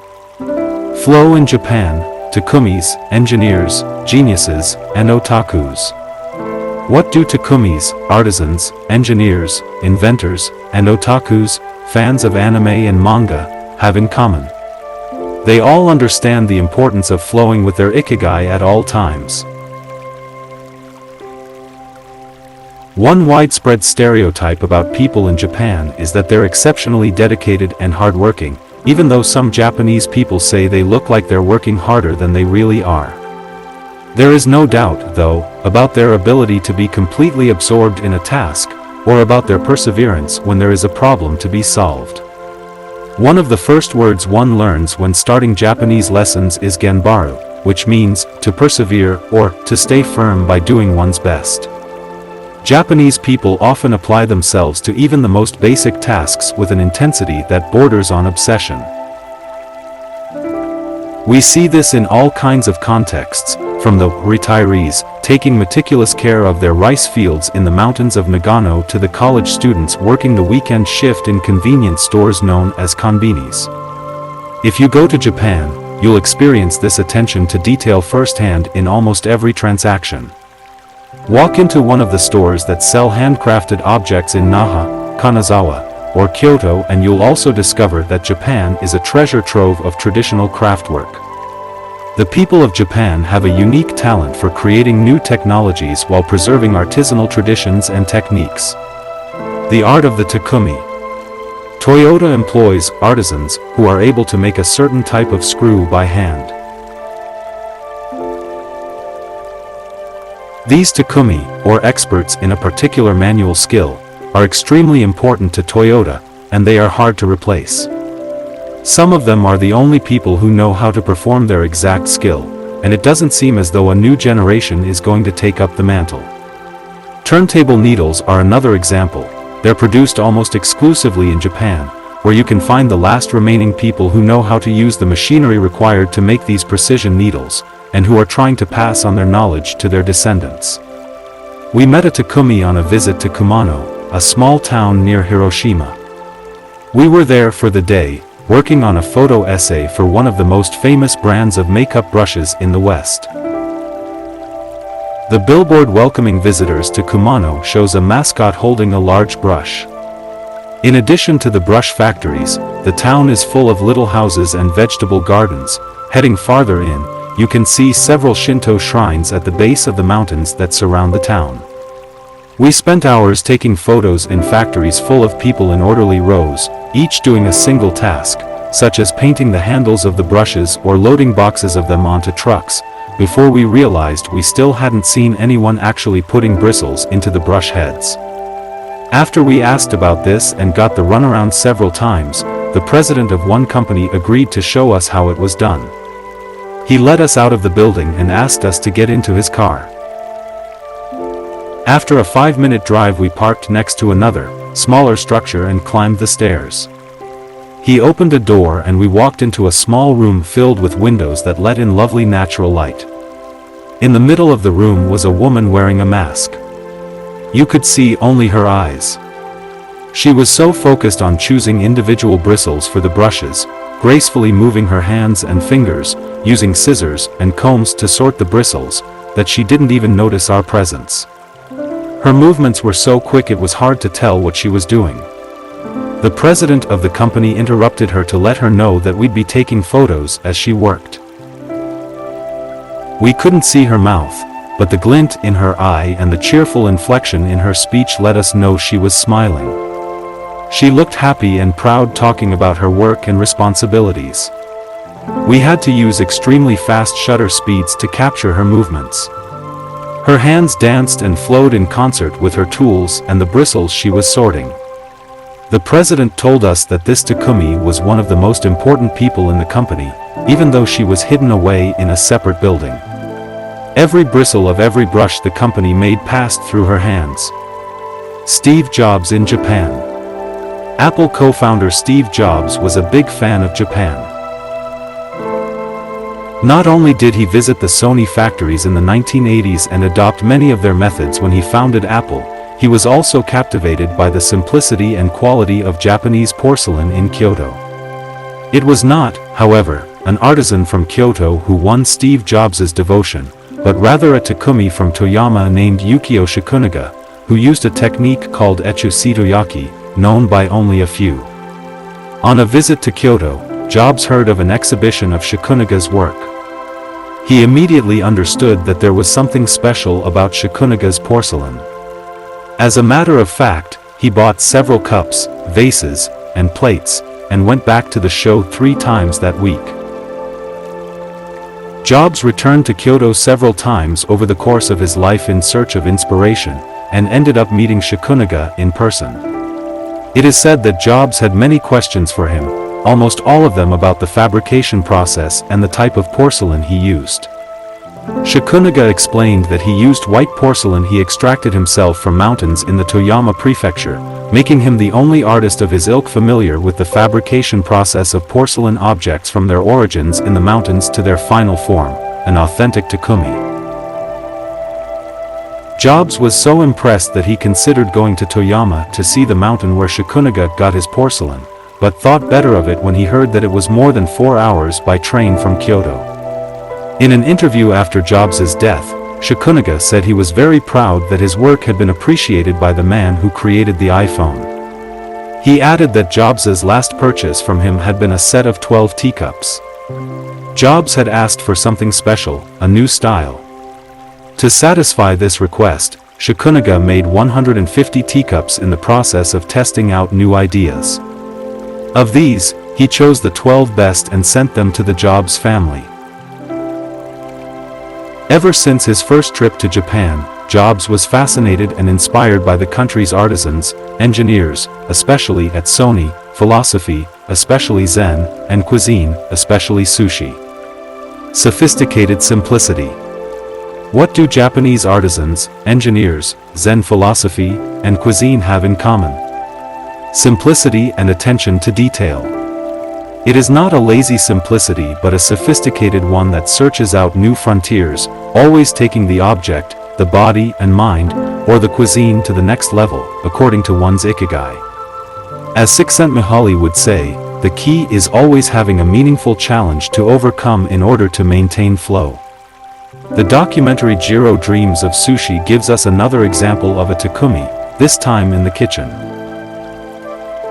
Its protagonist has been making sushi every day for more than 80 years, and owns a small sushi restaurant near the Ginza subway station in Tokyo. He and his son go every day to the famous Tsukiji fish market and choose the best fish to bring back to the restaurant. In the documentary, we see one of Jiro's apprentices learning to make tamago, a thin, slightly sweet omelet. No matter how hard he tries, he can't get Jiro's approval. He keeps practicing for years until he finally does. Why does the apprentice refuse to give up? Doesn't he get bored cooking eggs every day?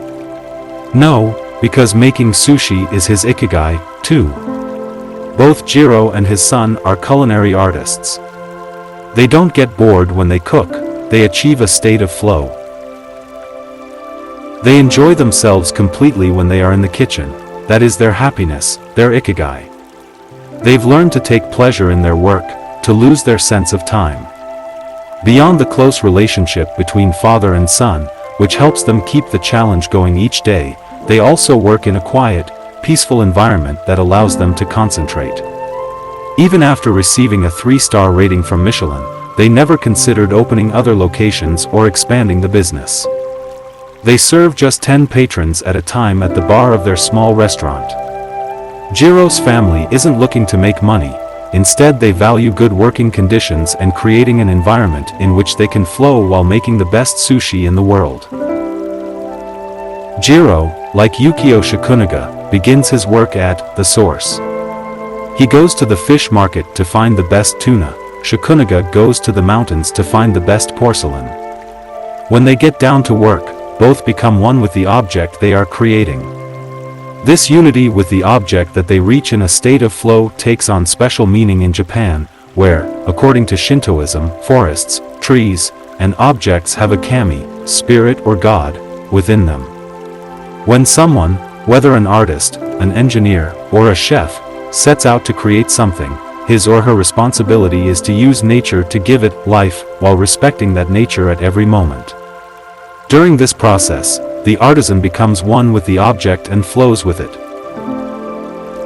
An ironworker would say that metal has a life of its own, just as someone making ceramics would say that the clay does. The Japanese are skilled at bringing nature and technology together, not man versus nature, but rather a union of the two. The purity of Ghibli. There are those who say that the Shinto value of being connected with nature is vanishing. One of the harshest critics of this loss is another artist with a clearly defined ikigai, Hayao Miyazaki, the director of the animated films produced by Studio Ghibli. In nearly all his films we see humans, technology, fantasy, and nature in a state of conflict, and, in the end, coming together. One of the most poignant metaphors in his film Spirited Away is an obese spirit covered in trash that represents the pollution of the rivers. In Miyazaki's films, forests have personalities, trees have feelings, and robots befriend birds. Considered a national treasure by the Japanese government, Miyazaki is an artist capable of becoming completely absorbed in his art. He uses a cell phone from the late 1990s, and he makes his entire team draw by hand. He directs his films by rendering on paper even the tiniest detail, achieving flow by drawing, not by using a computer. Thanks to this obsession on the director's part, Studio Ghibli is one of the only studios in the world where almost the entire production process is carried out using traditional techniques. Those who have visited Studio Ghibli know that it is fairly typical, on a given Sunday, to see a solitary individual tucked away in a corner, hard at work, a man in simple clothes who will greet them with an "Ohayo," hello, without looking up. Miyazaki is so passionate about his work that he spends many Sundays in the studio, enjoying the state of flow, putting his ikigai above all else. Visitors know that under no circumstances is one to bother Miyazaki, who is known for his quick temper, especially if he is interrupted while drawing. In 2013, Miyazaki announced he was going to retire. To commemorate his retirement, the television station NHK made a documentary showing him in his last days at work. He is drawing in nearly every scene of the film. In one scene, several of his colleagues are seen coming out of a meeting, and there he is, drawing in a corner, paying no attention to them. In another scene, he is shown walking to work on December 30th, a national holiday in Japan, and opening the doors of Studio Ghibli so he can spend the day there, drawing alone. Miyazaki can't stop drawing. The day after his retirement, instead of going on vacation or staying at home, he went to Studio Ghibli and sat down to draw. His colleagues put on their best poker faces, not knowing what to say. 1 year later, he announced he wouldn't make any more feature films but that he would keep on drawing until the day he died. Can someone really retire if he is passionate about what he does? The recluses. It is not only the Japanese who have this capacity. There are artists and scientists all over the world with strong, clear ikigais. They do what they love until their dying day. The last thing Einstein wrote before closing his eyes forever was a formula that attempted to unite all the forces of the universe in a single theory. When he died, he was still doing what he loved. If he hadn't been a physicist, he said, he would have been happy as a musician. When he wasn't focused on physics or mathematics, he enjoyed playing the violin. Reaching a state of flow while working on his formulas or playing music, his two ikigais, brought him endless pleasure.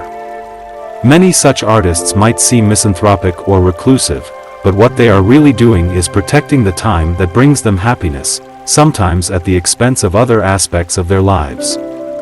They are outliers who apply the principles of flow to their lives to an extreme. Another example of this kind of artist is the novelist Haruki Murakami. He sees only a close circle of friends, and appears in public in Japan only once every few years.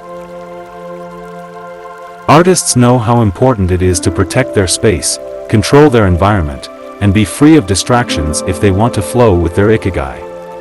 Microflow, enjoying mundane tasks. But what happens when we have to, say, do the laundry, mow the lawn, or attend to paperwork? Is there a way to make these mundane tasks enjoyable? Near the Shinjuku subway station, in one of the neural centers of Tokyo, there is a supermarket that still employs elevator operators.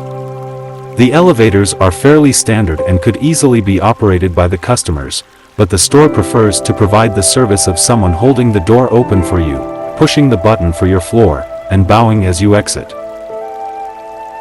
If you ask around, you'll learn that there is one elevator operator who has been doing the same job since 2004.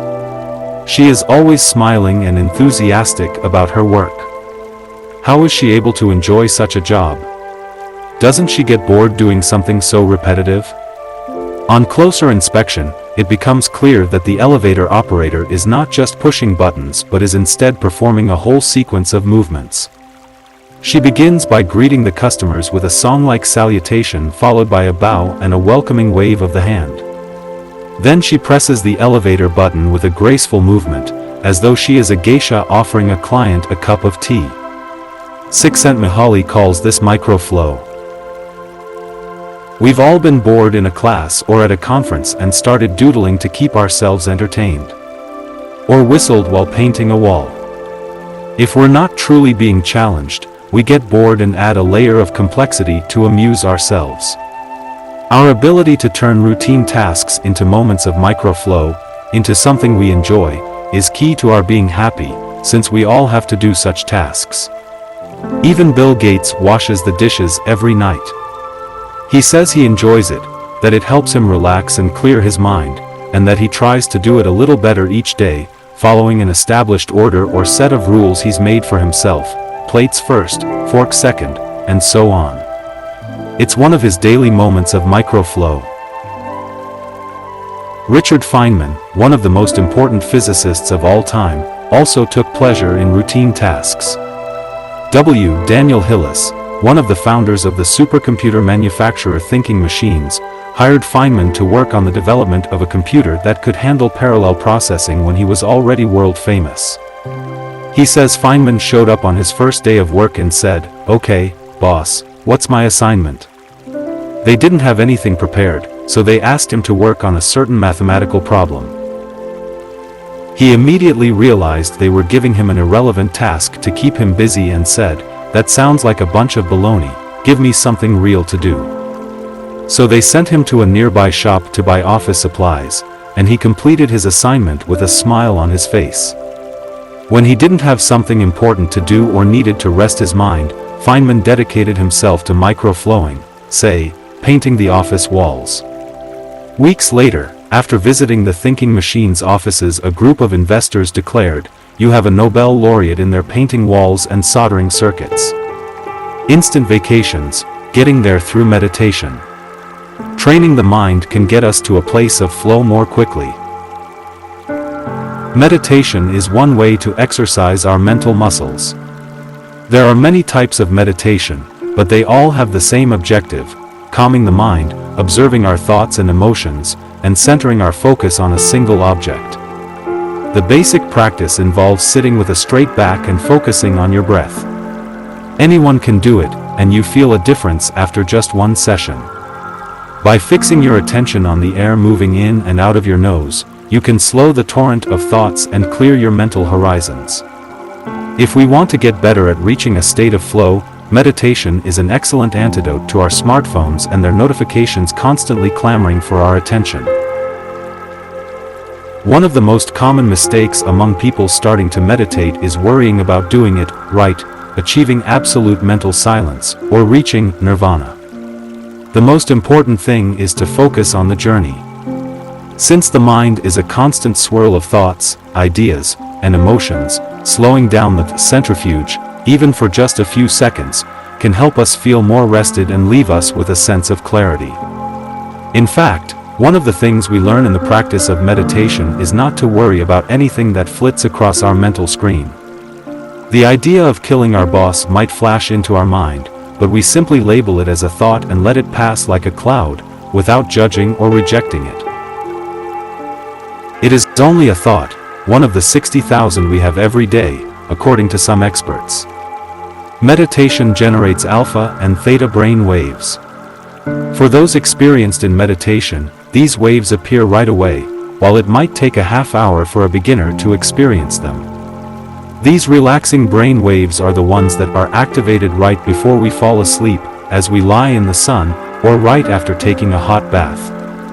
We all carry a spa with us everywhere we go. It's just a matter of knowing how to get in, something anyone can do, with a bit of practice. Humans as ritualistic beings. Life is inherently ritualistic. We could argue that humans naturally follow rituals that keep us busy. In some modern cultures, we have been forced out of our ritualistic lives to pursue goal after goal in order to be seen as successful. But throughout history, humans have always been busy. We were hunting, cooking, farming, exploring, and raising families, activities that were structured as rituals to keep us busy throughout our days. But in an unusual way, rituals still permeate daily life and business practices in modern Japan.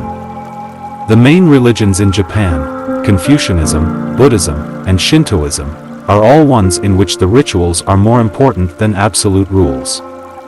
When doing business in Japan, process, manners, and how you work on something is more important than the final results.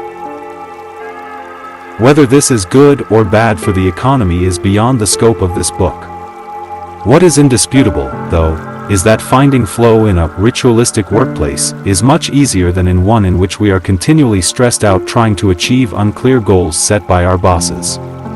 Rituals give us clear rules and objectives, which help us enter a state of flow.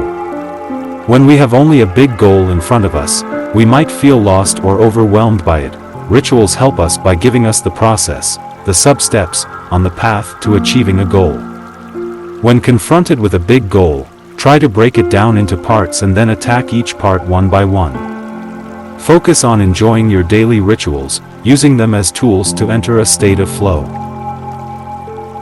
Don't worry about the outcome, it will come naturally. Happiness is in the doing, not in the result. As a rule of thumb, remind yourself, rituals over goals. The happiest people are not the ones who achieve the most. They are the ones who spend more time than others in a state of flow. Using flow to find your ikigai. After reading this chapter, you should have a better idea of which activities in your life make you enter flow. Write all of them on a piece of paper, then ask yourself these questions. What do the activities that drive you to flow have in common? Why do those activities drive you to flow? For example, are all the activities you most like doing ones that you practice alone or with other people?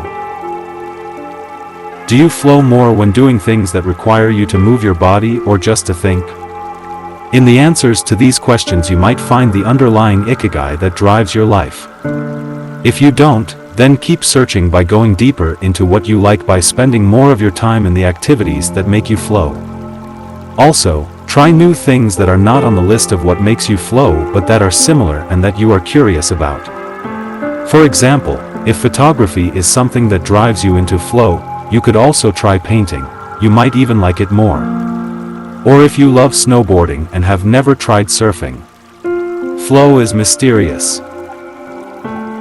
It is like a muscle, the more you train it, the more you will flow, and the closer you will be to your ikigai. 5. Masters of Longevity. Words of wisdom from the longest living people in the world. When we started working on this book, we didn't want to just research the factors that contribute to a long and happy life. We wanted to hear from the true masters of this art. The interviews we conducted in Okinawa merit their own chapter, but in the section that precedes it we have provided an overview of the life philosophies of a few international champions of longevity. We're talking about supercentenarians, people who live to 110 years of age or more. The term was coined in 1970 by Norris McWhorter, editor of the Guinness Book of World Records. Its use became more widespread in the 1990s, after it appeared in William Strauss and Neil Howe's generations. Today there are an estimated 300 to 450 supercentenarians in the world, although the age of only around 75 of them has been confirmed. They aren't superheroes, but we could see them as such for having spent far more time on this planet than the average life expectancy would predict. Given the rise in life expectancy around the world, the number of supercentenarians might also increase. A healthy and purposeful life could help us join their ranks. Let's take a look at what a few of them have to say. Misao Okawa, 117. Eat and sleep, and you'll live a long time. You have to learn to relax. According to the Gerontology Research Group, until April 2015, the oldest living person in the world was Misao Okawa, who passed away in a care facility in Osaka, Japan, after living for 117 years and 27 days. The daughter of a textile merchant, she was born in 1898, when Spain lost its colonies in Cuba and the Philippines, and the United States annexed Hawaii and launched Pepsi-Cola. Until she was 110, this woman, who lived in 3 different centuries, cared for herself unassisted. When specialists asked about her self-care routine, Misao answered simply, eating sushi and sleeping, to which we should add, having a tremendous thirst for life. When they inquired about her secret for longevity, she answered with a smile, I ask myself the same thing. Proof that Japan continues to be a factory of long life. In July of the same year Sakari Momoid passed away at 112 years and 150 days old. At the time he was the oldest man in the world, though he was younger than 57 women. Maria Capovilla, 116. I've never eaten meat in my life. Born in Ecuador in 1889, Maria Capovilla was recognized by Guinness as the world's oldest person. She died of pneumonia in 2006, at 116 years and 347 days old, leaving behind 3 children, 12 grandchildren, and 20 great and great-great-grandchildren. She gave one of her last interviews at age 107, sharing her memories and her thoughts. I'm happy, and I give thanks to God, who keeps me going. I never thought I'd live so long, I thought I'd die long ago. My husband, Antonio Capovilla, was the captain of a ship. He passed away at 84. We had 2 daughters and a son, and now I have many grandchildren and great-grandchildren. Things were better, back in the old days. People behaved better. We used to dance, but we were more restrained. There was this one song I loved dancing to, Maria, by Luis Alarcón. I still remember most of the words. I also remember many prayers, and say them every day. I like the waltz, and can still dance it. I also still make crafts, I still do some of the things I did when I was in school. When she had finished recalling her past, she began to dance, one of her great passions, with an energy that made her seem decades younger. When asked about her secret for longevity, she responded simply, I don't know what the secret to long life is. The only thing I do is I've never eaten meat in my life. I attribute it to that. Jean Calment, 122. Everything's fine. Born in Arles, France, in February 1875, Jean Calment lived until August 4, 1997, making her, at 122, the oldest person of verified age in history. She jokingly said that she competed with Methuselah, and there is no question that she broke numerous records as she went on celebrating birthdays. She died of natural causes at the end of a happy life during which she denied herself almost nothing. She rode a bicycle until she turned 100. She lived on her own until 110, when she agreed to move into a nursing home after accidentally starting a small fire in her apartment. She stopped smoking at 120, when her cataract started making it hard for her to bring a cigarette to her lips. One of her secrets may have been her sense of humor. As she said on her 120th birthday, "I see badly, I hear badly, and I feel bad, but everything's fine." 3 Walter Brenning, 114. If you keep your mind and body busy, you'll be around a long time. Born in Minnesota in 1896, Walter Brenning was able to see 3 centuries in his lifetime. He died in Montana in 2011, from natural causes. He'd had 2 wives and a 50-year career on the railroad. At 83 he retired to an assisted living center in Montana, where he remained until his death. He is the second oldest man, of verified age, ever born in the United States. He gave many interviews in his final years, insisting that his longevity stemmed from, among other things, his habit of eating only 2 meals per day and working for as many years as he could. Your mind and your body. You keep both busy, he said on his 112th birthday, you'll be here a long time. Back then, he was still exercising every day. Among Brenning's other secrets, he had a habit of helping others, and he wasn't afraid of dying. As he declared in a 2010 interview with the Associated Press, "We're all going to die. Some people are scared of dying. Never be afraid to die. Because you're born to die." Before passing away in 2011, he is said to have told a pastor that he'd made a deal with God. If he wasn't going to get better, it was time to go. Alexander Imich, 111. I just haven't died yet.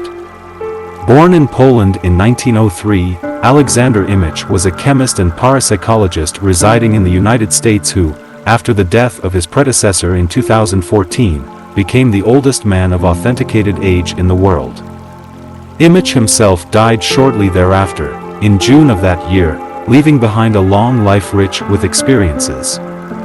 Imich attributed his longevity to, among other things, never drinking alcohol. "It's not as though I'd won the Nobel Prize," he said upon being declared the world's oldest man. "I never thought I'd get to be so old." When asked about his secret to living so long, his answer was, "I don't know. I just haven't died yet." 5 Ikigai artists. The secret to long life, however, is not held by supercentenarians alone. There are many people of advanced age who, though they haven't made it into Guinness World Records, offer us inspiration and ideas for bringing energy and meaning to our lives. Artists, for example, who carry the torch of their ikigai instead of retiring, have this power. Art, in all its forms, is an ikigai that can bring happiness and purpose to our days. Enjoying or creating beauty is free, and something all human beings have access to.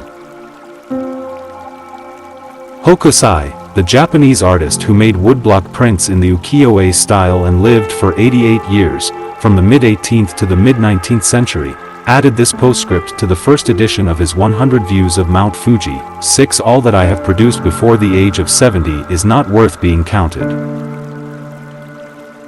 It is at the age of 73 that I have somewhat begun to understand the structure of true nature, of animals and grasses, and trees and birds, and fishes and insects. Consequently, at 80 years of age I shall have made still more progress. At 90 I hope to have penetrated into the mystery of things. At 100 years of age I should have reached decidedly a marvelous degree, and when I shall be 110, all that I do, every point and every line, shall be instinct with life. In the pages that follow, we've collected some of the most inspirational words from artists interviewed by Camille Sweeney for the New York Times. Of those still living, none have retired, and all still enjoy their passion, which they plan to pursue until their final breath, demonstrating that when you have a clear purpose, no one can stop you. The actor Christopher Plummer, still working at 86, reveals a dark desire shared by many who love the profession: we want to drop dead on stage. That would be a nice theatrical way to go. Osamu Tezuka, the father of modern Japanese manga, shared this feeling. Before he died in 1989, his last words as he drew one final cartoon were, "Please, just let me work." The 86-year-old filmmaker Frederick Wiseman declared on a stroll through Paris that he likes to work, which is why he does it with such intensity. Everybody complains about their aches and pains and all that, but my friends are either dead or are still working, he said. Carmen Herrera, a painter who just entered her 100th year, sold her first canvas at age 89. Today her work is in the permanent collections of the Tate Modern and the Museum of Modern Art. When asked how she viewed her future, she responded, "I am always waiting to finish the next thing. Absurd, I know. I go day by day. Never stop learning." You may grow old and trembling in your anatomies, you may lie awake at night listening to the disorder of your veins, you may miss your only love, you may see the world about you devastated by evil lunatics, or know your honor trampled in the sewers of baser minds. There is only one thing for it then, to learn. Learn why the world wags and what wags it. That is the only thing which the mind can never exhaust, never alienate, never be tortured by, never fear or distrust, and never dream of regretting. T.H. White, the once and future king. For his part, naturalist and author Edward O. Wilson asserted, "I feel I have enough experience to join those who are addressing big questions." About 10 years ago, when I began reading and thinking more broadly about the questions of what are we, where did we come from and where are we going, I was astonished at how little this was being done. Ellsworth Kelly, an artist who passed away in 2015 at the age of 92, assured us that the idea that we lose our faculties with age is, in part, a myth, because instead we develop a greater clarity and capacity for observation. It's one thing about getting older, you see more every day. I'm continuing to see new things. That's why there are new paintings. At 86, the architect Frank Gehry reminds us that some buildings can take 7 years, from the time you're hired until you're finished, a fact that favors a patient attitude with regard to the passage of time. The man responsible for the Guggenheim Museum Bilbao, however, knows how to live in the here and now. You stay in your time. You don't go backward. I think if you relate to the time you're in, you keep your eyes and ears open, read the paper, see what's going on, stay curious about everything, you will automatically be in your time. Longevity in Japan. Because of its robust civil registry, many of those verified as having lived the longest are found in the United States. However, there are many centenarians living in remote villages in other countries. A peaceful life in the countryside seems pretty common among people who have watched a century pass. Without question, the international superstar of longevity is Japan, which has the highest life expectancy of any country in the world. In addition to a healthy diet, which we will explore in detail, and an integrated healthcare system in which people go to the doctor for regular checkups to prevent disease, longevity in Japan is closely tied to its culture, as we will see later on. The sense of community, and the fact that Japanese people make an effort to stay active until the very end, are key elements of their secret to long life. If you want to stay busy even when there's no need to work, there has to be an ikigai on your horizon, a purpose that guides you throughout your life and pushes you to make things of beauty and utility for the community and yourself. 6. Lessons from Japan's centenarians. Traditions and proverbs for happiness and longevity. To get to Ajimai, we had to fly nearly 3 hours from Tokyo to Naha, the capital of Okinawa. Several months earlier we had contacted the town council of a place known as the Village of Longevity to explain the purpose of our trip and our intention to interview the oldest members of the community. After numerous conversations, we finally got the help we were looking for and were able to rent a house just outside the town. 1 year after starting this project, we found ourselves on the doorstep of some of the longest living people in the world. We realized right away that time seems to have stopped there, as though the entire town were living in an endless here and now. Arriving in Ajimai. After 2 hours on the road from Naha, we're finally able to stop worrying about the traffic. To our left are the sea and an empty stretch of beach, to our right, the mountainous jungle of Okinawa's Yanburu forests. Once Route 58 passes Nago, where Orion beer, the pride of Okinawa, is made, it skirts the coast until it reaches Ajamai. Every now and then a few little houses and stores crop up in the narrow stretch of land between the road and the base of the mountain. We pass small clusters of houses scattered here and there as we enter the municipality of Ajamai, but the town doesn't really seem to have a center.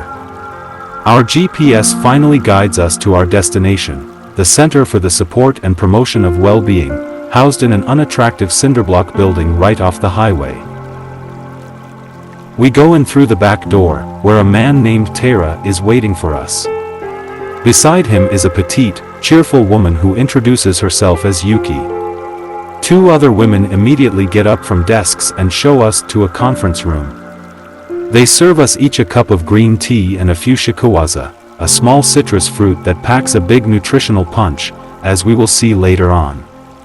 Tara sits down across from us in his formal suit and opens up a large planner and a 3-ring binder. Yuki sits next to him. The binder contains a list of all the town's residents, organized by age and club, or moai. Tara points out that these groups of people who help one another are characteristic of Ajamai. The moai are not organized around any concrete objective, they function more like a family. Tara also tells us that volunteer work, rather than money, drives much of what happens in Ajamai. Everyone offers to pitch in, and the local government takes care of assigning tasks. This way, everyone can be useful and feels like a part of the community. Ajamai is the penultimate town before Cape Hito, the northernmost point of the largest island in the archipelago. From the top of one of Ajamai's mountains, we're able to look down over the whole town. Almost everything is the green of the Yanburu jungle, making us wonder where the nearly 3,200 residents are hiding. We can see a few houses, but they're scattered in little clusters near the sea or in small valleys accessible by side roads. Communal life. We're invited to eat in one of Ajamai's few restaurants, but when we arrive the only 3 tables are already reserved. Don't worry, we'll go to Chirami instead. It never fills up, says Yuki, walking back to her car. She's still driving at age 88, and takes great pride in that. Her co-pilot is 99, and has also decided to spend the day with us. We have to drive fast to keep up with them on a highway that is sometimes more dirt than asphalt. Finally reaching the other end of the jungle, we can at last sit down to eat. I don't really go to restaurants, Yuki says as we take our seats. Almost everything I eat comes from my vegetable garden, and I buy my fish from Tanaka, who's been my friend forever. The restaurant is right by the sea and seems like something from the planet Tatooine, from Star Wars.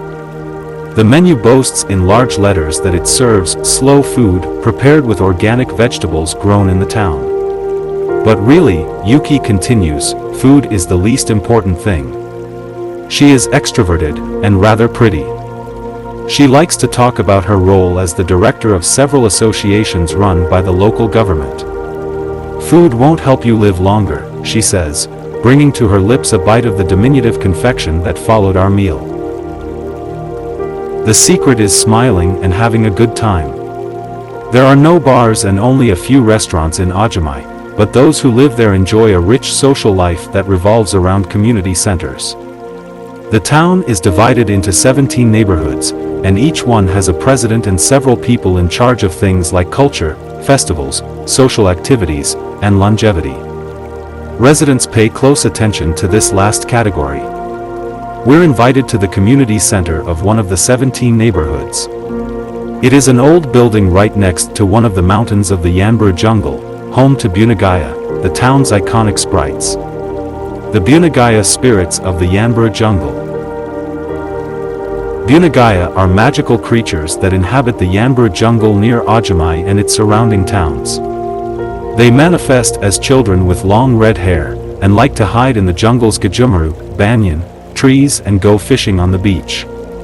Many of Okinawa's stories and fables are about ikigai-a sprites. They are mischievous, playful, and unpredictable.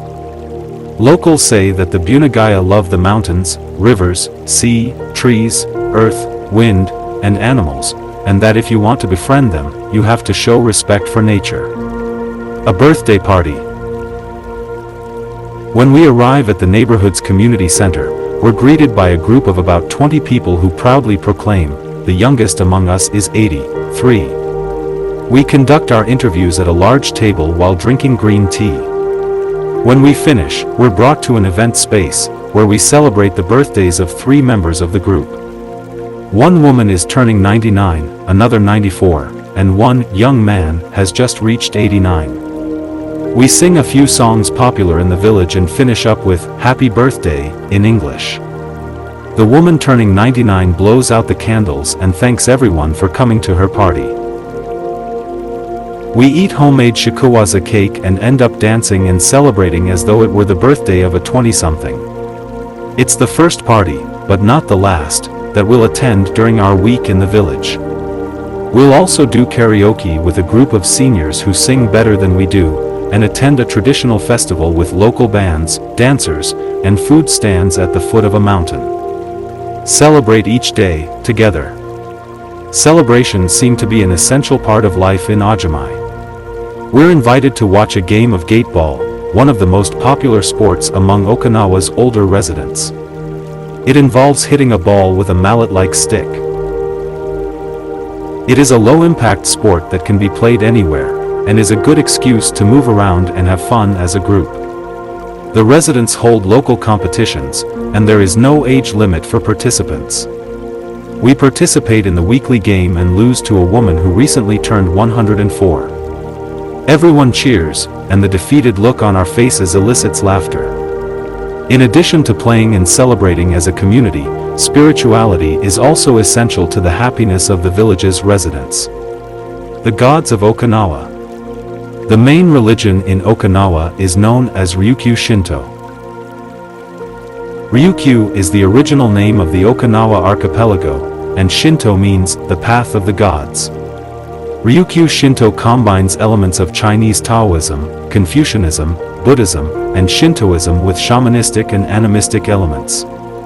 According to this ancient faith, the world is populated by an infinite number of spirits divided into several types: spirits of the home, of the forest, of the trees, and of the mountains. It is important to appease these spirits through rituals and festivals, and by consecrating sacred grounds. Okinawa is full of sacred jungles and forests, where many of the 2 main kinds of temples are found, the Utaki and the Uganju. We visited an Uganju, or small, open-air temple adorned with incense and coins, next to a waterfall in Ajimai. The Utaki is a collection of stones where people go to pray and where, supposedly, spirits gather. In Okinawa's religious practice, women are considered spiritually superior to men, whereas the opposite is true of traditional Shintoism in the rest of Japan. Yuta are women chosen as mediums by their communities to make contact with the spirit realm through traditional rites. Ancestor worship is another important feature of spiritual practice in Okinawa, and in Japan in general. The home of each generation's firstborn usually contains a butsudan, or small altar, used to pray for and make offerings to the family's ancestors. Mabui. Every person has an essence, or mabui. This mabui is our spirit and the source of our life force. It is immortal and makes us who we are.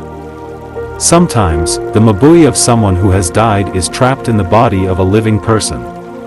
This situation requires a separation ritual to free the mabui of the deceased. It often happens when a person dies suddenly, especially at a young age, and his or her mabui does not want to move on to the realm of the dead. A mabui can also be passed from person to person by physical contact. A grandmother who leaves her granddaughter a ring transfers a part of her mabui to her. Photographs can also be a medium for passing mabui among people. The older, the stronger. Looking back, our days in Ajimai were intense but relaxed, sort of like the lifestyle of the locals, who always seemed to be busy with important tasks but who, upon closer inspection, did everything with a sense of calm.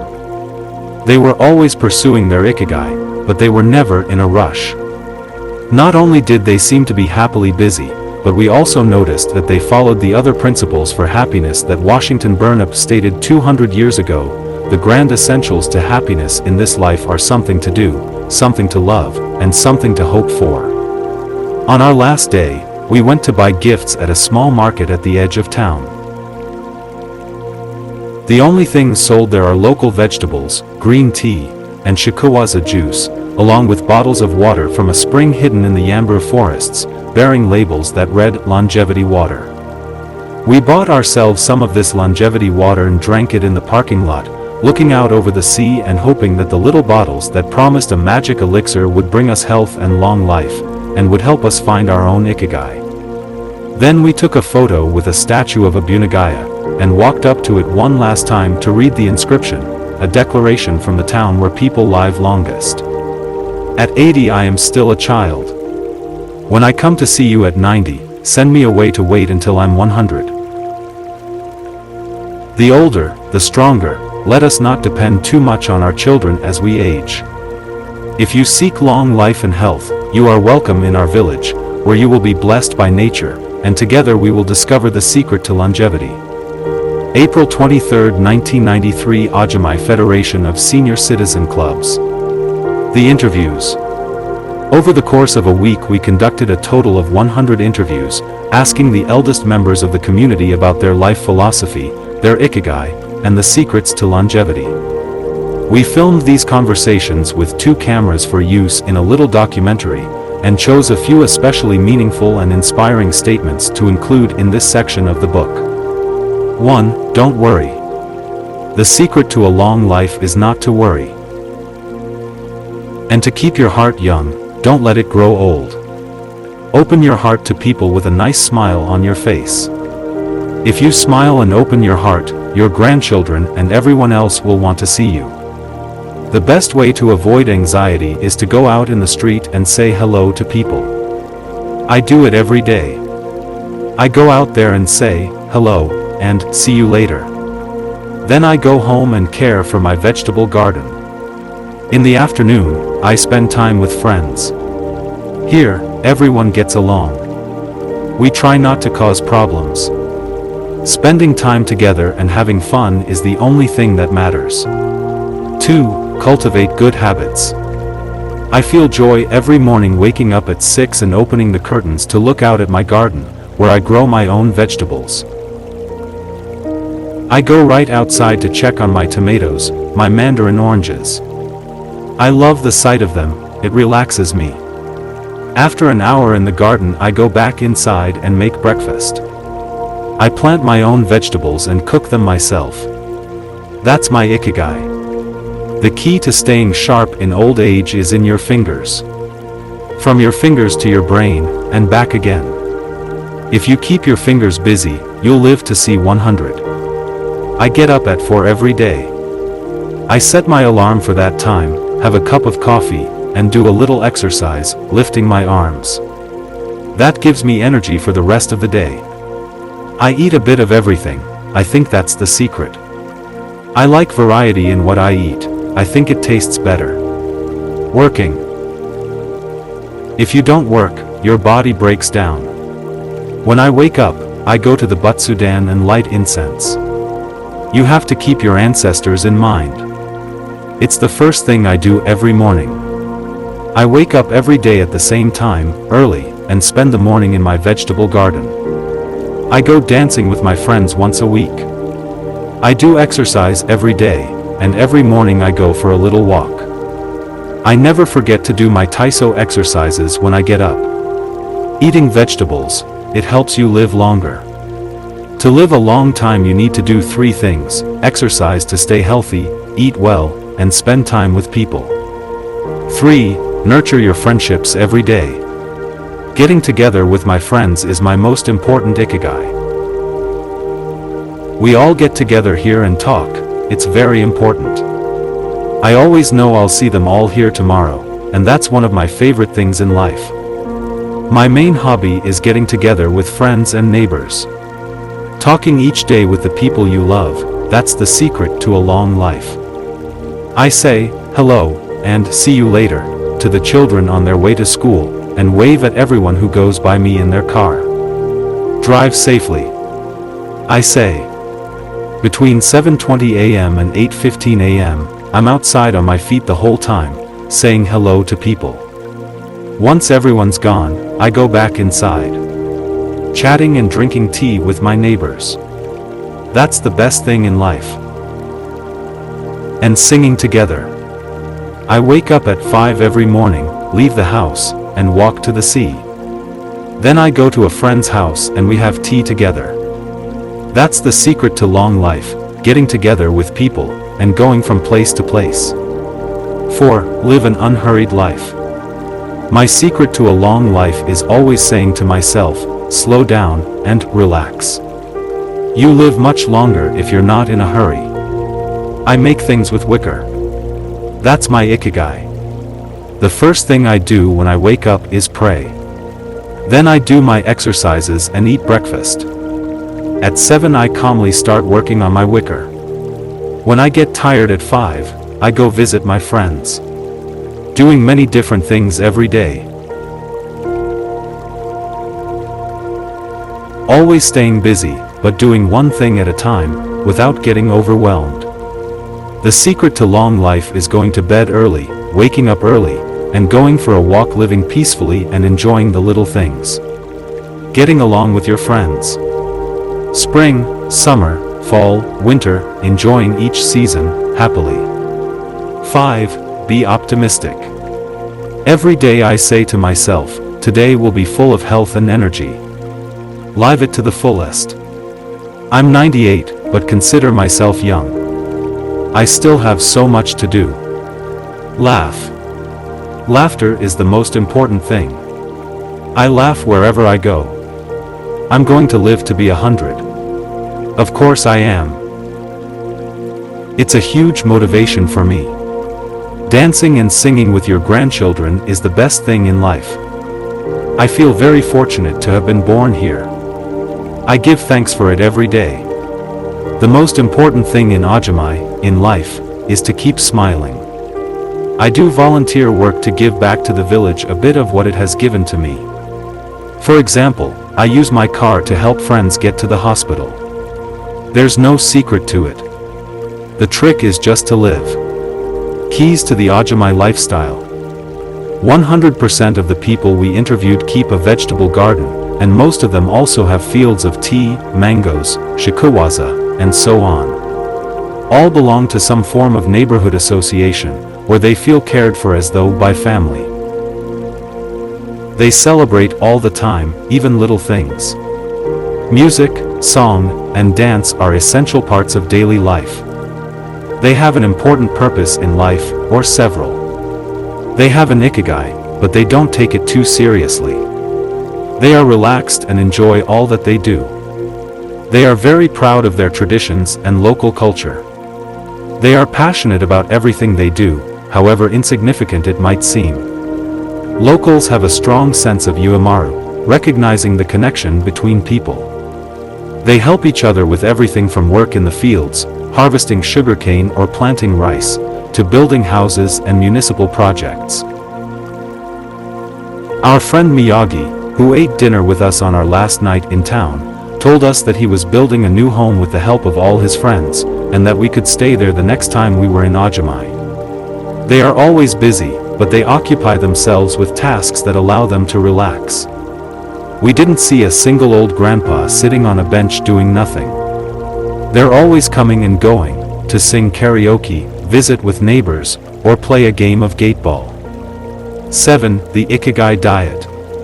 What the world's longest living people eat and drink. According to the World Health Organization, Japan has the highest life expectancy in the world, 85 years for men and 87.3 years for women. Moreover, it has the highest ratio of centenarians in the world, more than 520 for every million people, as of September 2016. Okinawa's miracle diet. The mortality rate from cardiovascular disease in Okinawa is the lowest in Japan, and diet almost certainly has a lot to do with this. It is no coincidence that the Okinawa diet is so often discussed around the world at panels on nutrition.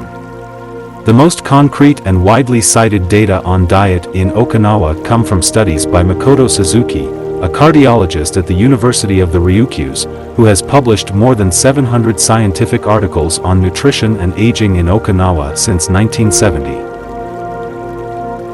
Bradley J. Wilcox and D. Craig Wilcox joined Makoto Suzuki's research team and published a book considered the Bible on the subject, the Okinawa Program. They reached the following conclusions: locals eat a wide variety of foods, especially vegetables. Variety seems to be key. A study of Okinawa's centenarians showed that they ate 206 different foods, including spices, on a regular basis. They ate an average of 18 different foods each day, a striking contrast to the nutritional poverty of our fast food culture. They eat at least 5 servings of fruits and vegetables every day. At least 7 types of fruits and vegetables are consumed by Okinawans on a daily basis. The easiest way to check if there is enough variety on your table is to make sure you're eating the rainbow. A table featuring red peppers, carrots, spinach, cauliflower, and eggplant, for example, offers great color and variety. Vegetables, potatoes, legumes, and soy products such as tofu are the staples of an Okinawan's diet. More than 30% of their daily calories comes from vegetables. Grains are the foundation of their diet. Japanese people eat white rice every day, sometimes adding noodles. Rice is the primary food in Okinawa, as well. They rarely eat sugar, and if they do, it's cane sugar. We drove through several sugarcane fields every morning on our way to Ajimai, and even drank a glass of cane juice at Nakajin Castle. Beside the stall selling the juice was a sign describing the anticarcinogenic benefits of sugarcane.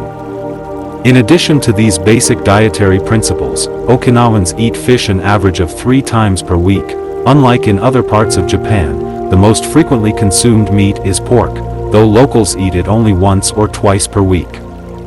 Along these lines, Makoto Suzuki's studies indicate the following: Okinawans consume, in general, 1/3 as much sugar as the rest of Japan's population, which means that sweets and chocolate are much less a part of their diet. They also eat practically half as much salt as the rest of Japan, 7 grams per day, compared to an average of 12. They consume fewer calories, an average of 1,785 per day, compared to 2,068 in the rest of Japan. In fact, low caloric intake is common among the 5 blue zones. Hara Hachi Bu. This brings us back to the 80% rule we mentioned in the first chapter, a concept known in Japanese as Hara Hachi Bu. It's easy to do. When you notice you're almost full but could have a little more, just stop eating. One easy way to start applying the concept of Hara Hachi Bu is to skip dessert. Or to reduce portion size. The idea is to still be a little bit hungry when you finish. This is why portion size tends to be much smaller in Japan than in the West. Food isn't served as appetizers, main courses, and dessert.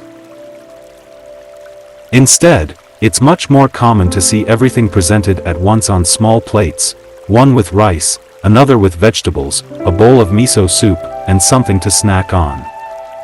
Serving food on many small plates makes it easier to avoid eating too much, and facilitates the varied diet discussed at the beginning of this chapter. Hara Hachi Bu is an ancient practice. The 12th century book on Zen Buddhism Zazen Yujinki recommends eating 2/3 as much as you might want to. Eating less than one might want is common among all Buddhist temples in the East. Perhaps Buddhism recognized the benefits of limiting caloric intake more than 9 centuries ago. So, eat less to live longer? Few would challenge this idea. Without taking it to the extreme of malnutrition, of course, eating fewer calories than our bodies ask for seems to increase longevity. The key to staying healthy while consuming fewer calories is eating foods with a high nutritional value, especially superfoods, and avoiding those that add to our overall caloric intake but offer little to no nutritional value. The calorie restriction we've been discussing is one of the most effective ways to add years to your life. If the body regularly consumes enough, or too many, calories, it gets lethargic and starts to wear down, expending significant energy on digestion alone. Another benefit of calorie restriction is that it reduces levels of IGF-1, insulin, like growth factor 1, in the body. IGF-1 is a protein that plays a significant role in the aging process. It seems that one of the reasons humans and animals age is an excess of this protein in their blood. Whether calorie restriction will extend lifespan in humans is not yet known, but data increasingly indicate that moderate calorie restriction with adequate nutrition has a powerful protective effect against obesity, type 2 diabetes, inflammation, hypertension, and cardiovascular disease, and reduces metabolic risk factors associated with cancer. An alternative to following the 80% rule on a daily basis is to fast for 1 or 2 days each week. The 5:2, or fasting, diet recommends 2 days of fasting, consuming fewer than 500 calories every week and eating normally on the other 5 days. Among its many benefits, fasting helps cleanse the digestive system and allows it to rest. 15 natural antioxidants found in the Okinawan diet. Antioxidants are molecules that slow the oxidation process in cells, neutralizing the free radicals that cause damage and accelerate aging. The antioxidant power of green tea, for example, is well known, and will be discussed later at greater length. Because they are rich in antioxidants and are eaten nearly every day in the region, these 15 foods are considered keys to Okinawan vitality: tofu, miso, tuna, carrots, goya, bitter melon, kombu, sea kelp, cabbage, nori, seaweed, onion, soy sprouts, hachima, cucumber-like gourd, soybeans, boiled or raw, sweet potato, peppers, sanpincha, jasmine tea. Sanpincha, the reigning infusion in Okinawa. Okinawans drink more sanpincha, a mix of green tea and jasmine flowers, than any other kind of tea. The closest approximation in the West would be the jasmine tea that usually comes from China. A 1988 study conducted by Hiroko Sho at the Okinawa Institute of Science and Technology indicates that jasmine tea reduces blood cholesterol levels. Sanpincha can be found in many different forms in Okinawa, and is even available in vending machines. In addition to all the antioxidant benefits of green tea, it boasts the benefits of jasmine, which include reducing the risk of heart attack, strengthening the immune system, helping relieve stress, lowering cholesterol. Okinawans drink an average of 3 cups of sanpincha every day. It might be hard to find exactly the same blend in the West, but we can drink jasmine tea, or even a high-quality green tea, instead. The secrets of green tea. Green tea has been credited for centuries with significant medicinal properties. Recent studies have confirmed its many benefits, and have attested to the importance of this ancient plant in the longevity of those who drink it often. Originally from China, where it has been consumed for millennia, green tea didn't make its way to the rest of the world until just a few centuries ago. Unlike other teas, and as a result of being air-dried without fermentation, it retains its active elements even after being dried and crumbled. It offers meaningful health benefits such as controlling cholesterol, lowering blood sugar levels, improving circulation, protection against the flu, vitamin C, promoting bone health, fluoride, protection against certain bacterial infections, protection against UV damage, cleansing and diuretic effects. White tea, with its high concentration of polyphenols, may be even more effective against aging. In fact, it is considered to be the natural product with the greatest antioxidant power in the world, to the extent that 1 cup of white tea might pack the same punch as about a dozen glasses of orange juice. In summary, drinking green or white tea every day can help us reduce the free radicals in our bodies, keeping us young longer. The powerful shikuwaza. Shikuwaza is the citrus fruit par excellence of Okinawa, and ajumai is its largest producer in all of Japan. The fruit is extremely acidic. It is impossible to drink shikuwaza juice without diluting it first with water. Its taste is somewhere between that of a lime and a mandarin orange, to which it bears a family resemblance. Shikuwazas also contain high levels of nobiletin, a flavonoid rich in antioxidants. All citrus fruits, grapefruits, oranges, lemons, are high in nobiletin, but Okinawa's shikuwazas have 40 times as much as oranges. Consuming nobiletin has been proven to protect us from arteriosclerosis, cancer, type 2 diabetes, and obesity in general.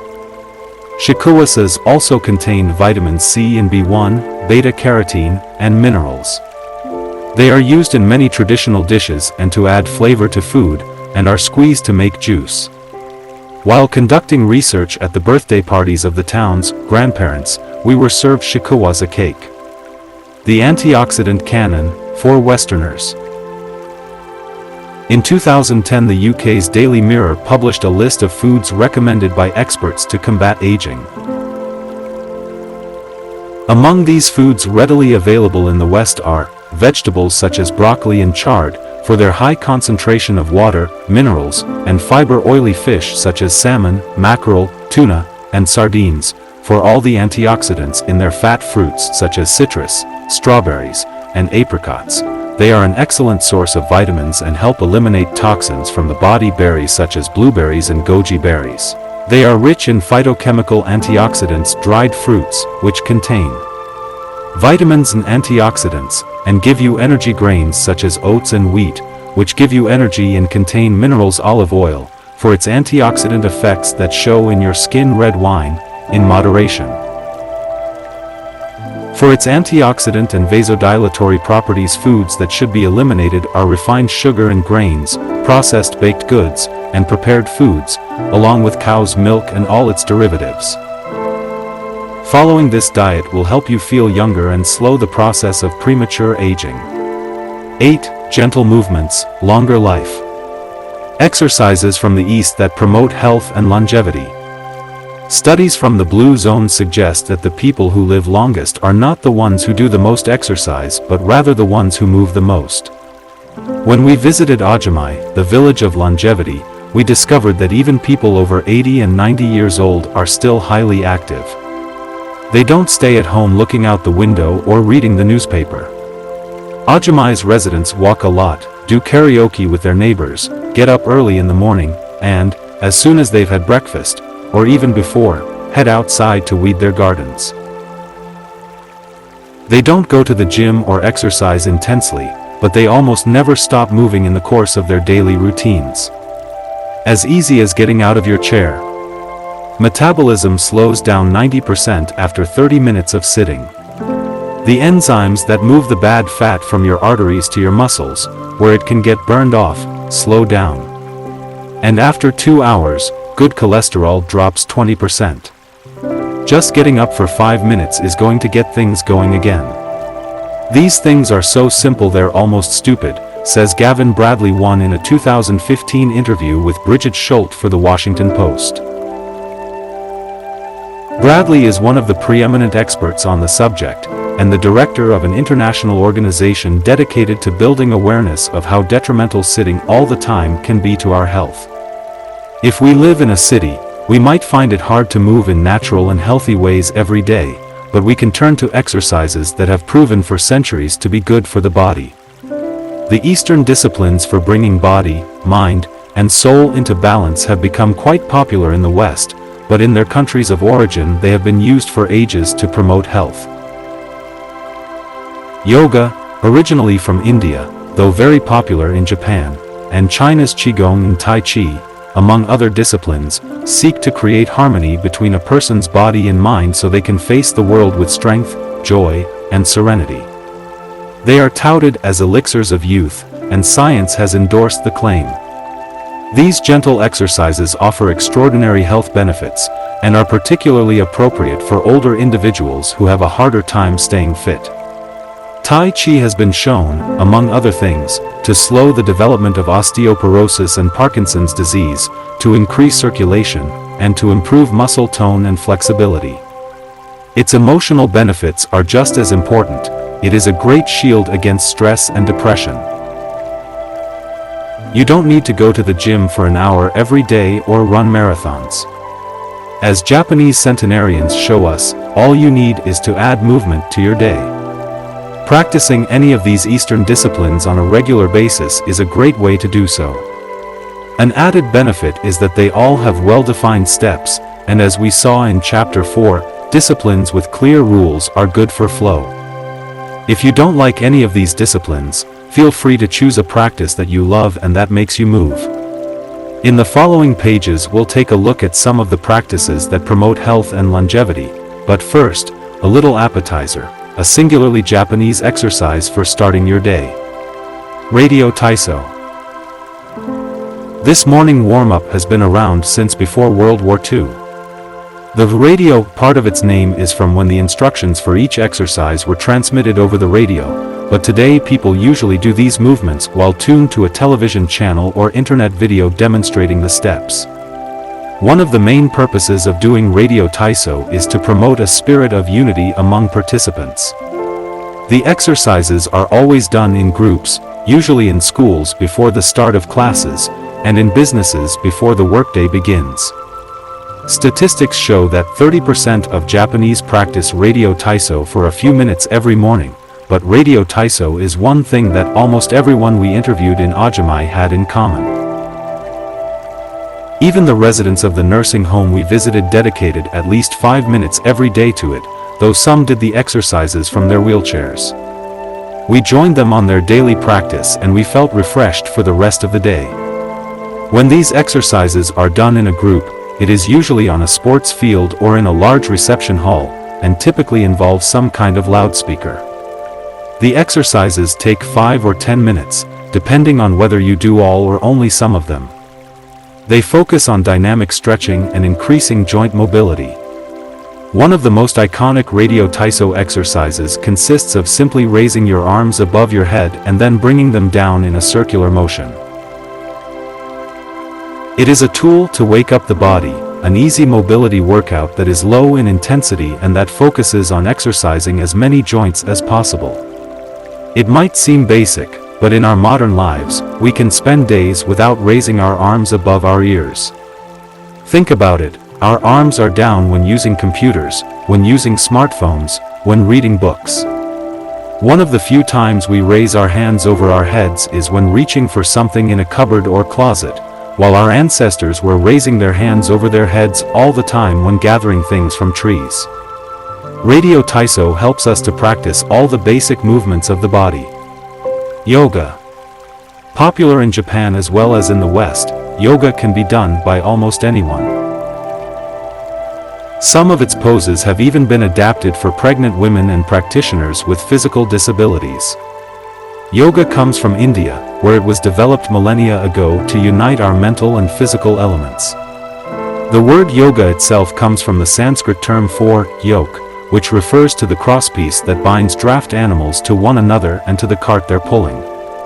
Yoga strives to unite body and mind in the same way, guiding us toward a healthy lifestyle in harmony with the world around us. The main objectives of yoga are to bring us closer to our human nature, mental and physical purification, to bring us closer to the divine. Styles of yoga. Though all are oriented towards similar goals, there are many different types of yoga that vary according to the traditions and texts from which they were developed. The differences among them lie, as the masters say, in the path taken to the summit of our best self. Jnana Yoga, the yoga of wisdom, the search for discipline and mental growth. Karma Yoga focuses on action, on tasks and duties that benefit oneself and one's community. Bhakti Yoga, the yoga of devotion and surrender to the divine. Mantra Yoga focuses on the recitation of mantras to reach a state of relaxation. Kundalini Yoga combines diverse steps to reach the desired mental state. Raja Yoga, also known as the royal path, encompasses a range of steps geared toward achieving communion with oneself and others. Hatha Yoga the most widespread form in the West and Japan, characterized by asanas or poses combined in a quest for balance. How to do a sun salutation.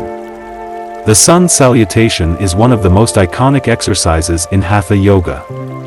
To do it, you simply have to follow these 12 basic movements. 1. With your feet together, stand up straight but keep your muscles relaxed. Exhale. 2. Place the palms of your hands together in front of your chest. From this position, inhale as you raise your arms above your head and bend backward slightly. 3. Exhale as you bend forward until you touch the ground with the palms of your hands, without bending your knees. 4. Stretch one leg back to touch the floor with the tips of your toes. Inhale. 5. Bring the other leg back, keeping your legs and arms straight, as you hold your breath. 6. As you exhale, bend your arms and bring your chest to the ground and then forward, resting your knees on the ground.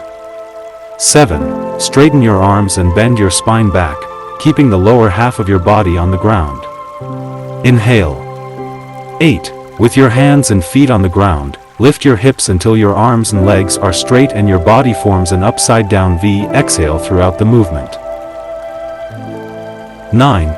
Bring forward the same leg you'd stretched back earlier and bend it so that your knee and foot are aligned under your head and between your hands. Inhale. 10. Exhale as you bring your back foot forward and straighten your legs, keeping your hands on the ground as in posture 3. 11.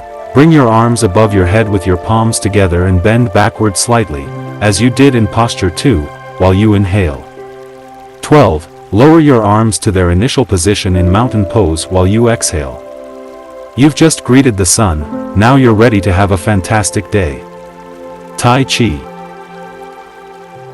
Also known as Tai Chi Chuan, or Taijiquan, Tai Chi is a Chinese martial art that can be traced back hundreds of years to Buddhism and Confucianism. It is very popular in Japan, too. According to Chinese tradition, it was created by the Taoist master and martial arts practitioner Zhang Sanfeng, though it was Yang Luqian who in the 19th century brought the form to the rest of the world. Tai Chi was originally a Neijia, or internal martial art, meaning its goal was personal growth. Focused on self-defense, it teaches those who practice it to defeat their adversaries by using the least amount of force possible and by relying on agility. Tai Chi, which was also seen as a means of healing body and mind, would go on to be used more frequently to foster health and inner peace. To encourage its citizens to be more active, the Chinese government promoted it as an exercise, and it lost its original connection to martial arts, becoming instead a source of health and well-being accessible to all. Styles of Tai Chi. There are different schools and styles of Tai Chi. The following are the best known. Chen style alternates between slow movements and explosive ones. Yang style, the most widespread of the forms, characterized by slow, fluid movements. Wu style utilizes small, slow, deliberate movements. Hao style, centered on internal movements, with almost microscopic external movements, one of the least practiced forms of Tai Chi, even in China. Despite their differences, these styles all have the same objectives. 1. To control movement through stillness. 2. To overcome force through finesse. 3. To move second and arrive first. 4. To know yourself and your opponent. The 10 basic principles of Tai Chi. According to the master Yang Chengfu, the correct practice of Tai Chi follows 10 basic principles. 1. Elevate the crown of your head, and focus all your energy there. 2. Tighten your chest and expand your back to lighten your lower body. 3. Relax your waist and let it guide your body. 4. Learn to differentiate between heaviness and lightness, knowing how your weight is distributed. 5. Relax the shoulders to allow free movement of the arms and promote the flow of energy. 6. Value the agility of the mind over the strength of the body. 7. Unify the upper and lower body so they act in concert. 8. Unify the internal and the external to synchronize mind, body, and breath. 9. Do not break the flow of your movement, maintain fluidity and harmony. 10. Look for stillness in movement. An active body leads to a calm mind. Imitating clouds. One of the best-known movements in Tai Chi consists of following the form of clouds in an exercise called wave hands like clouds. Here are the steps. 1. Extend your arms in front of you with your palms down. 2. Turn your palms to face in, as though you were hugging a tree trunk. 3. Open your arms out to the side. 4. Bring the left arm up and center, and the right arm down and center. 5. Trace the shape of a ball in front of your body. 6. Turn your left palm toward your face. 7. Shift your weight to your left foot and pivot from your hip toward that side, while your eyes follow the movement of your hand. 8. Bring your left hand to your waist and your right hand in front of your face. 9. Shift your weight to your right foot. 10. Pivot toward your right, looking at your raised right hand the entire time. 11. Repeat this movement fluidly, shifting your weight from one foot to the other as you reposition your hands. 12. Stretch your arms out in front of you again and bring them down slowly, returning to your initial position. Qigong. Also known as Qi Kung, its name combines Qi, life force or energy, and Gong, work, indicating that the form works with the individual's life force. Though relatively modern, especially under its current name, the art of Qigong is based on the Tao Yin, an ancient art meant to foster mental and physical well-being. The practice began to appear in reports on training in martial arts at the beginning of the 20th century, and by the 1930s was being used in hospitals. The Chinese government later popularized it, as it had done with Tai Chi. Qigong involves static and dynamic physical exercises that stimulate respiration in a standing, seated, or reclined position. There are many different styles of Qigong, but all of them seek to strengthen and regenerate Qi. Though its movements are typically gentle, the practice is intense. Benefits of Qigong.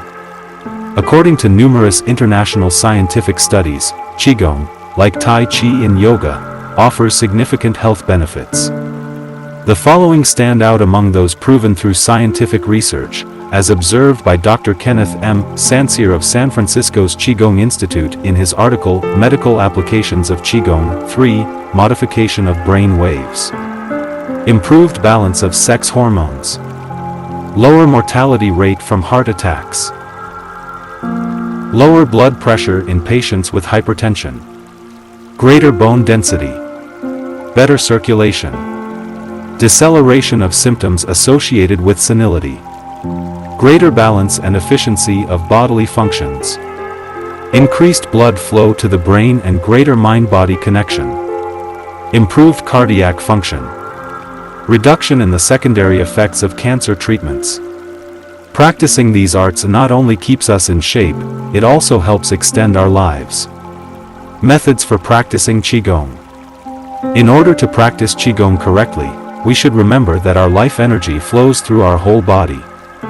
We should know how to regulate its many parts. 1. Taiyao Shen, regulating the body. By adopting the correct posture, it is important to be firmly rooted to the ground. 2. Taiyao Shai, regulating the breath, until it is calm, steady, and peaceful. 3. Taiyao Hsin, regulating the mind, the most complicated part, as it implies emptying the mind of thoughts. 4. Taiyao Qi, regulating the life force, through the regulation of the three prior elements, so that it flows naturally. 5. Taiyao Shen, regulating the spirit. The spirit is both strength and root in battle, as Yang Zhuangming explains in the essence of Taiji Qigong. In this way, the whole organism will be prepared to work together toward a single goal. The 5 elements of Qigong. One of Qigong's best-known exercises is a series representing the 5 elements: earth, water, wood, metal, and fire.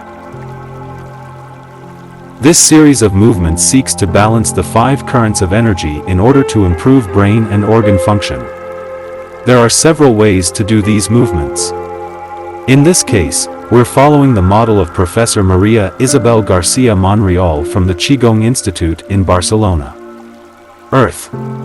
1. Stand with your legs apart and your feet directly below your shoulders. 2. Turn your feet outward slightly to strengthen the posture. 3.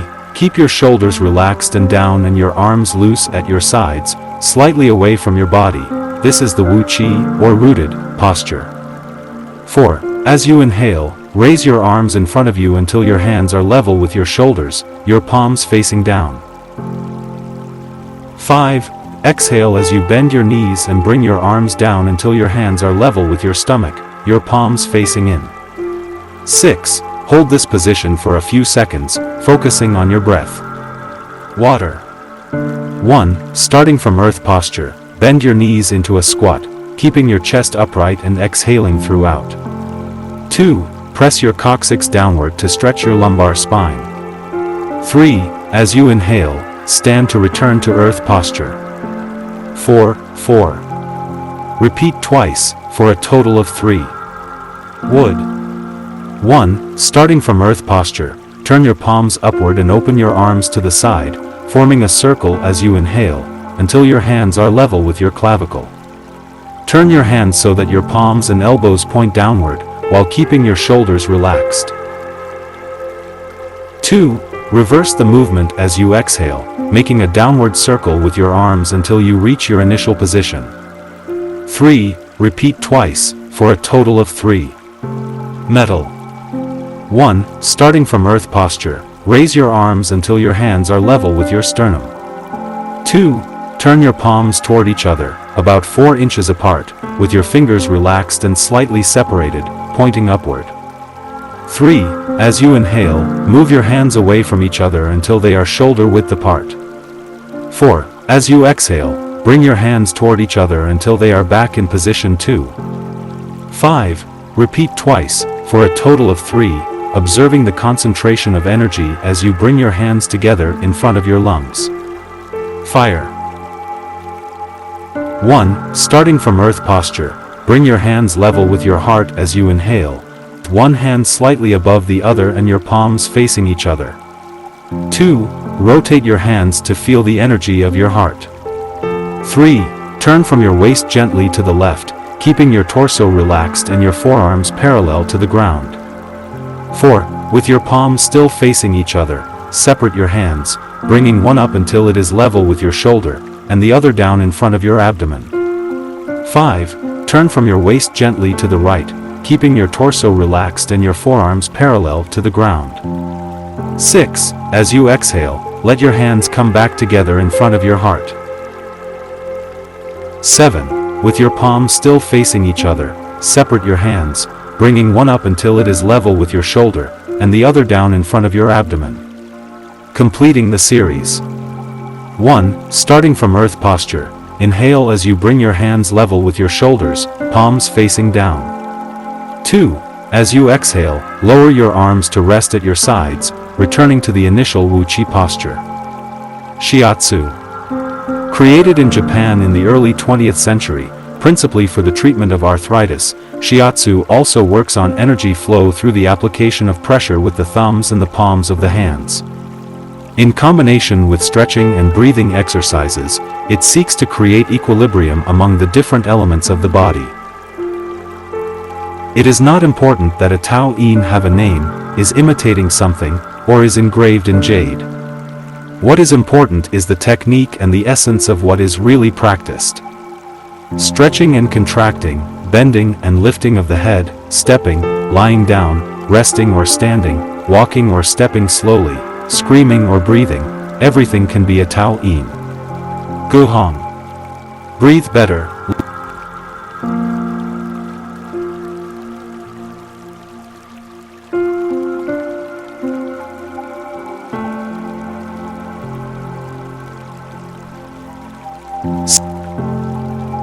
It is not important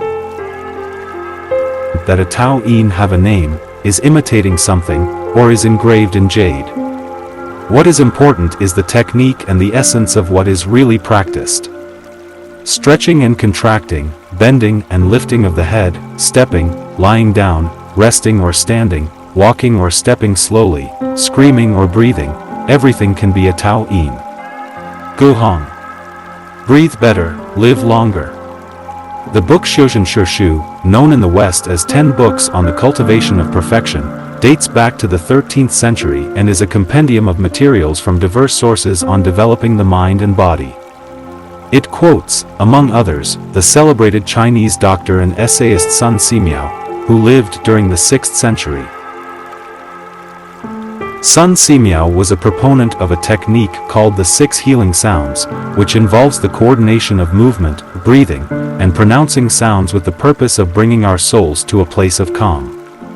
The 6 sounds are, su, pronounced like shu with a deep sigh, which is associated with the liver. He, pronounced like her with a yawn, which is associated with the heart. Si, pronounced like sir with a slow exhale, which is associated with the lungs. Chui, pronounced like chui with a forceful exhale, which is associated with the kidneys. Hu, pronounced like hu, which is associated with the spleen. Shi, pronounced like shi, which connects the whole body. The following poem by Sun Simiao offers clues about how to live well according to the season. It reminds us of the importance of breathing, and suggests that as we breathe, we visualize the organs associated with each of the healing sounds. In spring, breathe su for clear eyes, and so wood can aid your liver. In summer, reach for he, so that heart and fire can be at peace. In fall, breathe si to stabilize and gather metal, keeping the lungs moist. For the kidneys, next, breathe chui and see your inner waters calm. The triple heater needs your 11 to expel all heat and troubles. In all 4 seasons, take deep breaths so your spleen can process food. And, of course, avoid exhaling noisily, don't let even your own ears hear you. The practice is most excellent and will help preserve your divine elixir. It might feel confusing to be presented with all the Eastern traditions we have introduced in this chapter. The takeaway is that they all combine a physical exercise with an awareness of our breath. These 2 components, movement and breath, help us to bring our consciousness in line with our body, instead of allowing our mind to be carried away by the sea of daily worries. Most of the time, we are just not aware enough of our breathing. 9. Resilience and wabi-sabi. How to face life's challenges without letting stress and worry age you. What is resilience? One thing that everyone with a clearly defined ikigai has in common is that they pursue their passion no matter what. They never give up, even when the cards seem stacked against them or they face one hurdle after another. We're talking about resilience, a concept that has become influential among psychologists. But resilience isn't just the ability to persevere. As we'll see in this chapter, it is also an outlook we can cultivate to stay focused on the important things in life rather than what is most urgent, and to keep ourselves from being carried away by negative emotions. In the final section of the chapter, we'll explore techniques that go beyond resilience to cultivate anti-fragility. Sooner or later, we all have to face difficult moments, and the way we do this can make a huge difference to our quality of life.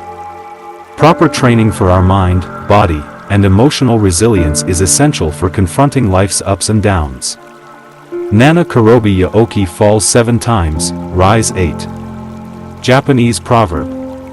Resilience is our ability to deal with setbacks. The more resilient we are, the easier it will be to pick ourselves up and get back to what gives meaning to our lives. Resilient people know how to stay focused on their objectives, on what matters, without giving in to discouragement. Their flexibility is the source of their strength. They know how to adapt to change and to reversals of fortune. They concentrate on the things they can control and don't worry about those they can't. In the words of the famous Serenity Prayer by Reinhold Niebuhr, God, give us grace to accept with serenity the things that cannot be changed, courage to change the things which should be changed, and the wisdom to distinguish the one from the other. Emotional resilience through Buddhism and Stoicism. Siddhartha Gautama, Buddha, was born a prince of Kapilavastu, Nepal, and grew up in a palace, surrounded by riches. At 16 he married and had a child. Not satisfied by his family's wealth, at 29 he decided to try a different lifestyle and ran away from the palace to live as an ascetic. But it wasn't asceticism that he was looking for. It didn't offer the happiness and well-being he sought. Neither wealth nor extreme asceticism worked for him. He realized that a wise person should not ignore life's pleasures. A wise person can live with these pleasures but should always remain conscious of how easy it is to be enslaved by them.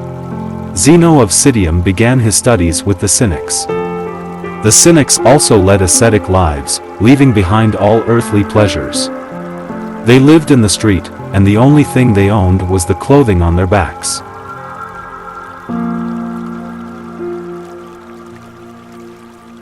Seeing that cynicism did not give him a sense of well-being, Zeno abandoned its teachings to found the school of Stoicism, which centers on the idea that there is nothing wrong with enjoying life's pleasures as long as they do not take control of your life as you enjoy them. You have to be prepared for those pleasures to disappear. The goal is not to eliminate all feelings and pleasures from our lives, as in cynicism, but to eliminate negative emotions. Since their inception, one of the objectives of both Buddhism and Stoicism has been to control pleasure, emotions, and desires. Though the philosophies are very different, both aim to curb our ego and control our negative emotions. Both Stoicism and Buddhism are, at their roots, methods for practicing well-being. According to Stoicism, our pleasures and desires are not the problem. We can enjoy them as long as they don't take control of us. The Stoics viewed those who were able to control their emotions as virtuous. What's the worst thing that could happen? We finally land our dream job, but after a little while we are already hunting for a better one. We win the lottery and buy a nice car but then decide we can't live without a sailboat. We finally win the heart of the man or woman we've been pining for and suddenly find we have a wandering eye. People can be insatiable. The Stoics believed that these kinds of desires and ambitions are not worth pursuing. The objective of the virtuous person is to reach a state of tranquility, apatheia, the absence of negative feelings such as anxiety, fear, shame, vanity, and anger, and the presence of positive feelings such as happiness, love, serenity, and gratitude. In order to keep their minds virtuous, the Stoics practice something like negative visualization. They imagine the worst thing that could happen in order to be prepared if certain privileges and pleasures were taken from them. To practice negative visualization, we have to reflect on negative events, but without worrying about them. Seneca, one of the richest men in ancient Rome, lived a life of luxury but was, nonetheless, an active Stoic. He recommended practicing negative visualization every night before falling asleep. In fact, he not only imagined these negative situations, he actually put them into practice, for example, by living for a week without servants, or the food and drink he was used to as a wealthy man. As a result, he was able to answer the question, what's the worst thing that could happen? Meditating for healthier emotions. In addition to negative visualization and not giving in to negative emotions, another central tenet of Stoicism is knowing what we can control and what we can't, as we see in the Serenity Prayer. Worrying about things that are beyond our control accomplishes nothing. We should have a clear sense of what we can change and what we can't, which in turn will allow us to resist giving in to negative emotions. In the words of Epictetus, it's not what happens to you, but how you react that matters. In Zen Buddhism, meditation is a way to become aware of our desires and emotions and thereby free ourselves from them. It is not simply a question of keeping the mind free of thoughts but instead involves observing our thoughts and emotions as they appear, without getting carried away by them. In this way, we train our minds not to get swept up in anger, jealousy, or resentment. One of the most commonly used mantras in Buddhism focuses on controlling negative emotions, O my Padme H, in which O is the generosity that purifies the ego, Ma is the ethics that purifies jealousy, I is the patience that purifies passion and desire, Pad is the precision that purifies bias, Me is the surrender that purifies greed, and H is the wisdom that purifies hatred. the here and now, and the impermanence of things. Another key to cultivating resilience is knowing in which time to live. Both Buddhism and Stoicism remind us that the present is all that exists, and it is the only thing we can control. Instead of worrying about the past or the future, we should appreciate things just as they are in the moment, in the now. The only moment in which you can be truly alive is the present moment, observes the Buddhist monk Thich Nhat Hanh. In addition to living in the here and now, the Stoics recommend reflecting on the impermanence of the things around us. The Roman Emperor Marcus Aurelius said that the things we love are like the leaves of a tree, they can fall at any moment with a gust of wind. He also said that changes in the world around us are not accidental but rather form part of the essence of the universe, a rather Buddhist notion, in fact. We should never forget that everything we have and all the people we love will disappear at some point. This is something we should keep in mind, but without giving in to pessimism. Being aware of the impermanence of things does not have to make us sad, it should help us love the present moment and those who surround us. All things human are short-lived and perishable, Seneca tells us.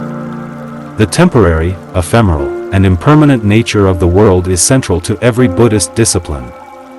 Keeping this always in mind helps us avoid excessive pain in times of loss. Wabi-sabi and ikigai-a. Wabi-sabi is a Japanese concept that shows us the beauty of the fleeting, changeable, and imperfect nature of the world around us. Instead of searching for beauty in perfection, we should look for it in things that are flawed, incomplete. This is why the Japanese place such value, for example, on an irregular or cracked teacup. Only things that are imperfect, incomplete, and ephemeral can truly be beautiful, because only those things resemble the natural world. A complementary Japanese concept is that of ikigai-a, which could be translated as, "This moment exists only now and won't come again." It is heard most often in social gatherings as a reminder that each encounter, whether with friends, family, or strangers, is unique and will never be repeated, meaning that we should enjoy the moment and not lose ourselves in worries about the past or the future. The concept is commonly used in tea ceremonies, Zen meditation, and Japanese martial arts, all of which place emphasis on being present in the moment. In the West, we've grown accustomed to the permanence of the stone buildings and cathedrals of Europe, which sometimes gives us the sense that nothing changes, making us forget about the passage of time.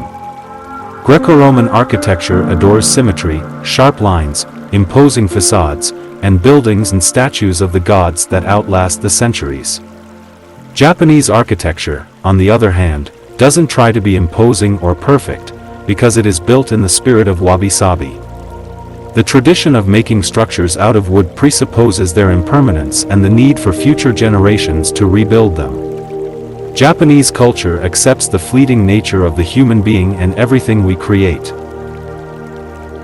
The Grand Shrine of Ise-3, for example, has been rebuilt every 20 years for centuries. The most important thing is not to keep the building standing for generations, but to preserve customs and traditions, things that can withstand the passage of time better than structures made by human hands. The key is to accept that there are certain things over which we have no control, like the passage of time and the ephemeral nature of the world around us. Ikigai-a teaches us to focus on the present and enjoy each moment that life brings us. This is why it is so important to find and pursue our ikigai. Wabi-sabi teaches us to appreciate the beauty of imperfection as an opportunity for growth. Beyond resilience, anti-fragility. As the legend goes, the first time Hercules faced the Hydra, he despaired when he discovered that cutting off one of its heads meant that two would grow back in its place. He would never be able to kill the beast if it got stronger with every wound. As Nassim Nicholas Taleb explains in Anti-Fragile, things that gain from disorder, for we use the word fragile to describe people, things, and organizations that are weakened when harmed, and the words robust and resilient for things that are able to withstand harm without weakening, but we don't have a word for things that get stronger when harmed, up to a point. To refer to the kind of power possessed by the Hydra of Lerna, To talk about things that get stronger when they are harmed, Taleb proposes the term anti-fragile. Anti-fragility is beyond resilience or robustness. The resilient resists shocks and stays the same, the anti-fragile gets better. Catastrophes and exceptional circumstances offer good models for explaining anti-fragility. In 2011, a tsunami hit the Tohoku region of Japan, doing tremendous damage to dozens of cities and towns along the coast, most famously Fukushima. When we visited the affected coast 2 years after the catastrophe, having driven for hours along cracked highways and past one empty gas station after another, we passed through several ghost towns whose streets had been taken over by the remnants of houses, piles of cars, and empty train stations. These towns were fragile spaces that had been forgotten by the government and could not recover on their own. Other places, such as Ishinomaki and Kesanuma, suffered extensive damage but were rebuilt within a few years, thanks to the efforts of many. Ishinomaki and Kesanuma showed how resilient they were in their ability to return to normal after the catastrophe. The earthquake that caused the tsunami also affected the Fukushima nuclear power plant. The Tokyo Electric Power Company engineers working at the plant were not prepared to recover from that kind of damage. The Fukushima nuclear facility is still in a state of emergency and will be for decades to come. It demonstrated its fragility in the face of an unprecedented catastrophe. The Japanese financial markets closed minutes after the earthquake. Which businesses did the best in the aftermath? Stock in big construction companies has been steadily on the rise since 2011. The need to rebuild the entire coast of Tohoku is a boon for construction. In this case, Japanese construction companies are anti-fragile, since they benefited enormously from the catastrophe. Now let's take a look at how we can apply this concept to our daily lives. How can we be more anti-fragile? Step 1. Create redundancies. Instead of having a single salary, try to find a way to make money from your hobbies, at other jobs, or by starting your own business. If you have only one salary, you might be left with nothing should your employer run into trouble, leaving you in a position of fragility. On the other hand, if you have several options and you lose your primary job, it might just happen that you end up dedicating more time to your secondary job, and maybe even make more money at it. You would have beaten that stroke of bad luck and would be, in that case, anti-fragile. 100% of the seniors we interviewed in Ajimai had a primary and a secondary occupation. Most of them kept a vegetable garden as a secondary job, and sold their produce at the local market. The same idea goes for friendships and personal interests. It's just a matter, as the saying goes, of not putting all your eggs in one basket. In the sphere of romantic relationships, there are those who focus all their energy on their partner and make him or her their whole world. Those people lose everything if the relationship doesn't work out, whereas if they've cultivated strong friendships and a full life along the way, they'll be in a better position to move on at the end of a relationship. They'll be anti-fragile. Right now you might be thinking, I don't need more than one salary, and I'm happy with the friends I've always had. Why should I add anything new? It might seem like a waste of time to add variation to our lives, because extraordinary things don't ordinarily happen. We slip into a comfort zone. But the unexpected always happens, sooner or later. Step 2. Bet conservatively in certain areas and take many small risks in others. The world of finance turns out to be very useful in explaining this concept. If you have $10,000 saved up, you might put $9,000 of that into an index fund or fixed term deposit, and invest the remaining $1,000 in 10 startups with huge growth potential, say, $100 in each. One possible scenario is that 3 of the companies fail, you lose $300, the value of 3 other companies goes down, you lose another $100 or $200, the value of 3 goes up, you make $100 or $200, and the value of one of the startups increases 20-fold, you make nearly $2,000, or maybe even more. You still make money, even if 3 of the businesses go completely belly up. You've benefited from the damage, just like the Hydra. The key to becoming anti-fragile is taking on small risks that might lead to great reward, without exposing ourselves to dangers that might sink us, such as investing $10,000 in a fund of questionable reputation that we saw advertised in the newspaper. Step 3. Get rid of the things that make you fragile. We're taking the negative route for this exercise. Ask yourself, what makes me fragile? Certain people, things, and habits generate losses for us and make us vulnerable. Who and what are they? When we make our New Year's resolutions, we tend to emphasize adding new challenges to our lives. It's great to have this kind of objective, but setting good riddance goals can have an even bigger impact.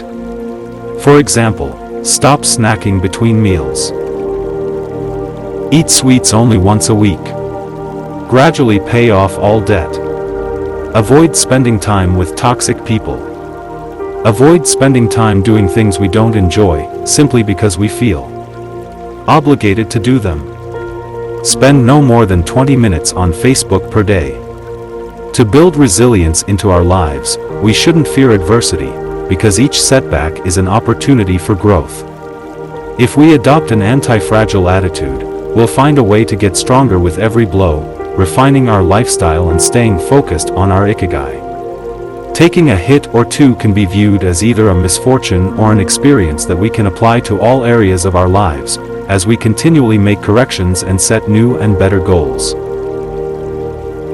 As Taleb writes in Anti-Fragile, we need randomness, mess, adventures, uncertainty, self-discovery, hear traumatic episodes, all these things that make life worth living. We encourage those interested in the concept of anti-fragility to read Nassim Nicholas Taleb's Anti-Fragile. Life is pure imperfection, as the philosophy of wabi-sabi teaches us, and the passage of time shows us that everything is fleeting, but if you have a clear sense of your ikigai, each moment will hold so many possibilities that it will seem almost like an eternity. Epilogue. Ikigai, the art of living. Mitsuo Ida was one of the most important calligraphers and haikuists of the 20th century. He is yet another example of a Japanese person who dedicated his life to a very specific ikigai, communicating emotions with 17-syllable poems, using a shodo calligraphy brush. Many of Aida's haikus philosophize about the importance of the present moment, and the passage of time. The poem reproduced below could be translated as, in the here and now, the only thing in my life is your life. In another poem, Ida writes simply, here, now. It is an artwork that seeks to evoke feelings of mono no aware, a melancholy appreciation of the ephemeral. The following poem touches on one of the secrets of bringing ikigai into our lives. Happiness is always determined by your heart. This last one, also by Ida, means, keep going, don't change your path. Once you discover your ikigai, pursuing it and nurturing it every day will bring meaning to your life. The moment your life has this purpose, you will achieve a happy state of flow in all you do, like the calligrapher at his canvas or the chef who, after half a century, still prepares sushi for his patrons with love. Conclusion. Our ikigai is different for all of us, but one thing we have in common is that we are all searching for meaning. When we spend our days feeling connected to what is meaningful to us, we live more fully.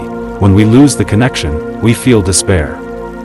Modern life estranges us more and more from our true nature, making it very easy for us to lead lives lacking in meaning. Powerful forces and incentives, money, power, attention, success, distract us on a daily basis. Don't let them take over your life. Our intuition and curiosity are very powerful internal compasses to help us connect with our ikigai. Follow those things you enjoy, and get away from or change those you dislike.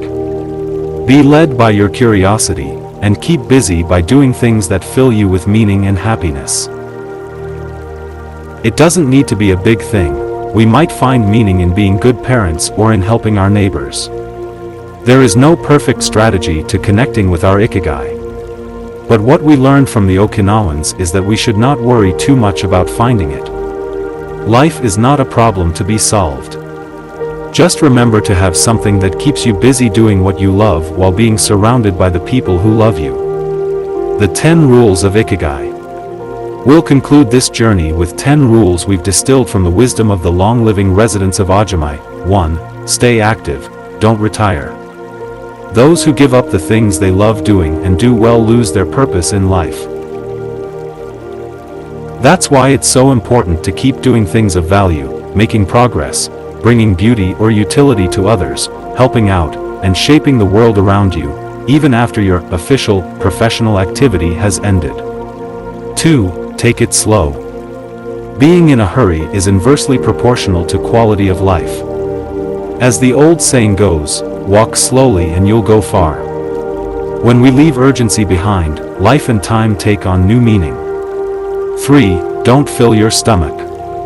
Less is more when it comes to eating for long life, too. According to the 80% rule, in order to stay healthier longer, we should eat a little less than our hunger demands instead of stuffing ourselves. 4. Surround yourself with good friends. Friends are the best medicine, they're for confiding worries over a good chat, sharing stories that brighten your day, getting advice, having fun, dreaming, in other words, living. 5. Get in shape for your next birthday. Water moves, it is at its best when it flows fresh and doesn't stagnate. The body you move through life in needs a bit of daily maintenance to keep it running for a long time. Plus, exercise releases hormones that make us feel happy. 6. Smile. A cheerful attitude is not only relaxing, it also helps make friends. It's good to recognize the things that aren't so great, but we should never forget what a privilege it is to be in the here and now in a world so full of possibilities. 7. Reconnect with nature. Though most people live in cities these days, human beings are made to be part of the natural world. We should return to it often to recharge our batteries. 8. Give thanks. To your ancestors, to nature, which provides you with the air you breathe and the food you eat, to your friends and family, to everything that brightens your days and makes you feel lucky to be alive. Spend a moment every day giving thanks, and you'll watch your stockpile of happiness grow. 9. Live in the moment. Stop regretting the past and fearing the future. Today is all you have. Make the most of it. Make it worth remembering. 10. Follow your ikigai. There is a passion inside you, a unique talent that gives meaning to your days and drives you to share the best of yourself until the very end. If you don't know what your ikigai is yet, as Viktor Frankl says, your mission is to discover it. The END. Thank you for being with us until the end. We hope you had a wonderful time. If you enjoyed our book, please support us by liking and leaving comments. We look forward to seeing you soon with another book. Best regards.